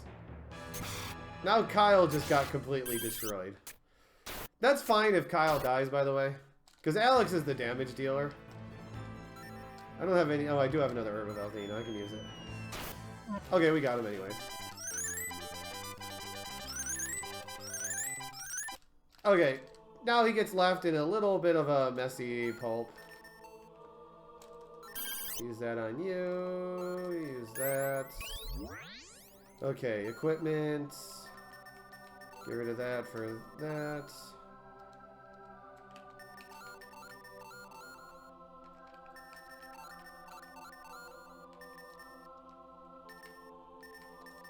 Okay. Let's go for the final Galleon fight.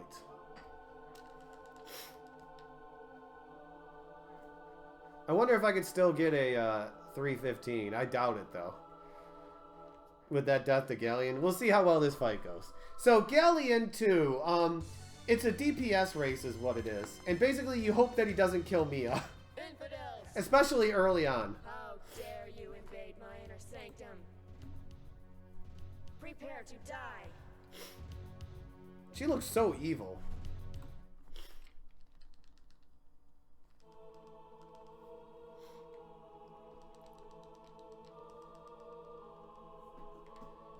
So we gotta save Luna. We took care of Galleon, and oh look, the Dragon Angels are even here to save us. Or they're about to get wrecked by Galleon. Yeah, I'm not gonna get a 315. Ugh. This should have been like a 310, a 311. Ugh, that's so ugly. All of that ugly Galleon death, the RNG. Well, the good news though is I'm gonna set the estimate for 320 for now, and you can see how easy it is for me to get under 320. I'm not finished with you yet. With all of the luck that I'm have. Make it out of here, alive, dragon boy. Cower in fear as I demonstrate my true power. You know, this is the only Lunar 1 game of all of the remakes. There's 7 different Lunar 1 games. This is the only one that depicts Galleon as truly evil. Every other Lunar game, he's just like angry because mom was like turned into a human, aka Althena. This one, he's just outright evil. So yeah, it's a DPS race. Ooh, I got Glow Beam. Dang.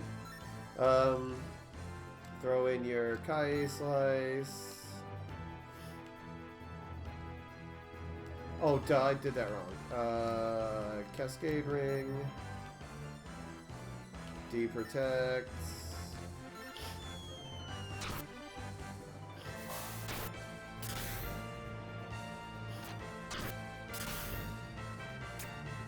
So yeah, we don't want him to go after Mia. He'll do either a magic and a physical or a physical. That's all he does.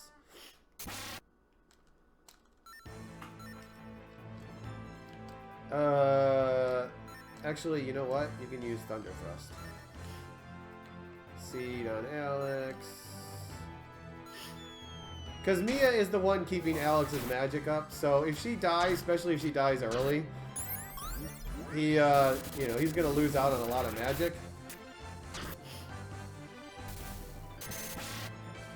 Okay, Nash is fine. If he didn't do the AoE magic attack, Nash would have survived that, actually. Oh, that does take away one person that can throw items.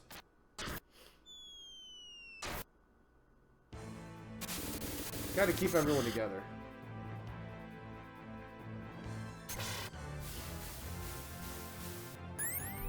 Wow, Jessica went last there.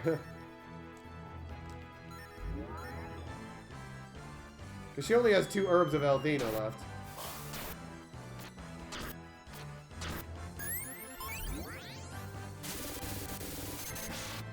Oh, rip Mia. That's a bad... Oh, went for Jessica. Okay. I thought he was going for Mia there. Because that would have been a bad turn for her to die because she was in the process of using his Seed of Vigor on Alex. So he wouldn't have been able to Holy Light this turn if he got hit. Ooh, he went first. Goodbye, Jesse. Okay, well, this is now a problem. But we should be fine. You're going to use Herb of Althena, Seed of Vigor Alex. He should be getting close to dying. Yeah, you can tell he's getting close to dying the way he teleported, the way he's flashed.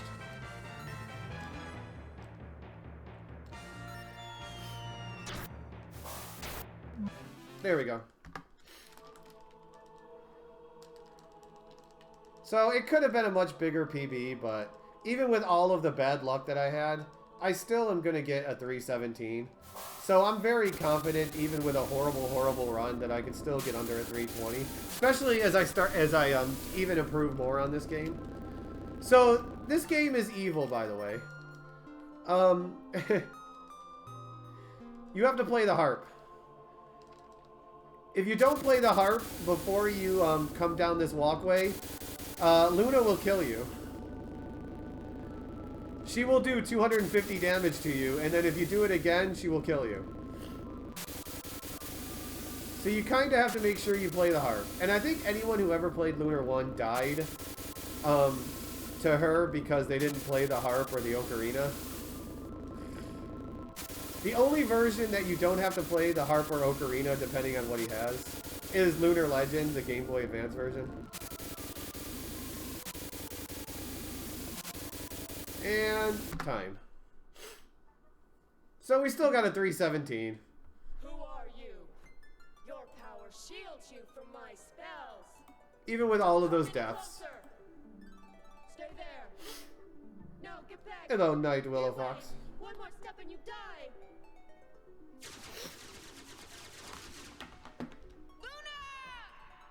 You get to enjoy the ending. Look at her face.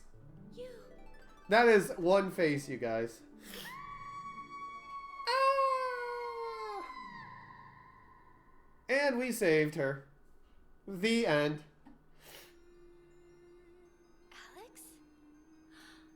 It's really you. I was trapped in a terrible nightmare.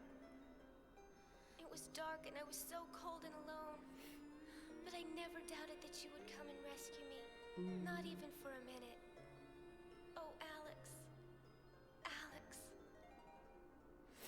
And everyone joins us. The end. Somehow Tempest and Fresca got into this picture, but, you know, we'll just leave it at that. So yeah, besides losing several minutes to finding a vine, and dying 3 times to Dragon Master Zog, and dying to Galleon, I still got a 317, so I'm very confident that I can get a really good time. Like, stay under the 320 estimate. And of course, I'm going to be practicing the game more. There is one more thing that we got to check off real quick. You see, there is a joke in this game. We never got to see it, but it was a joke about a brand name cereal, and well, I guess Working Designs decided that they needed to cover all of their basis in the credits when they made a joke about the cereal. So coming. Mr. Tom, by the way. Look at all of those Japanese names and then Mr. Tom. I want to meet Mr. Tom.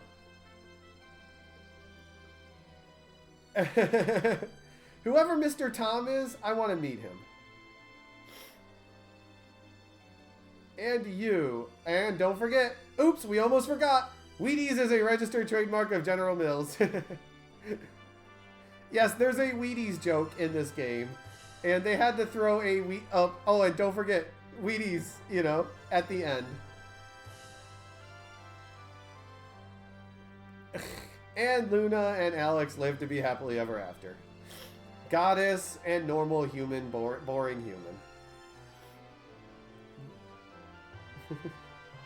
And that is Lunar the Silver Star for the Sega CD, the game that started it all.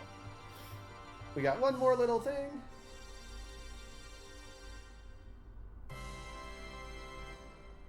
Oops. Too long. Oops, so long. And that's Lunar.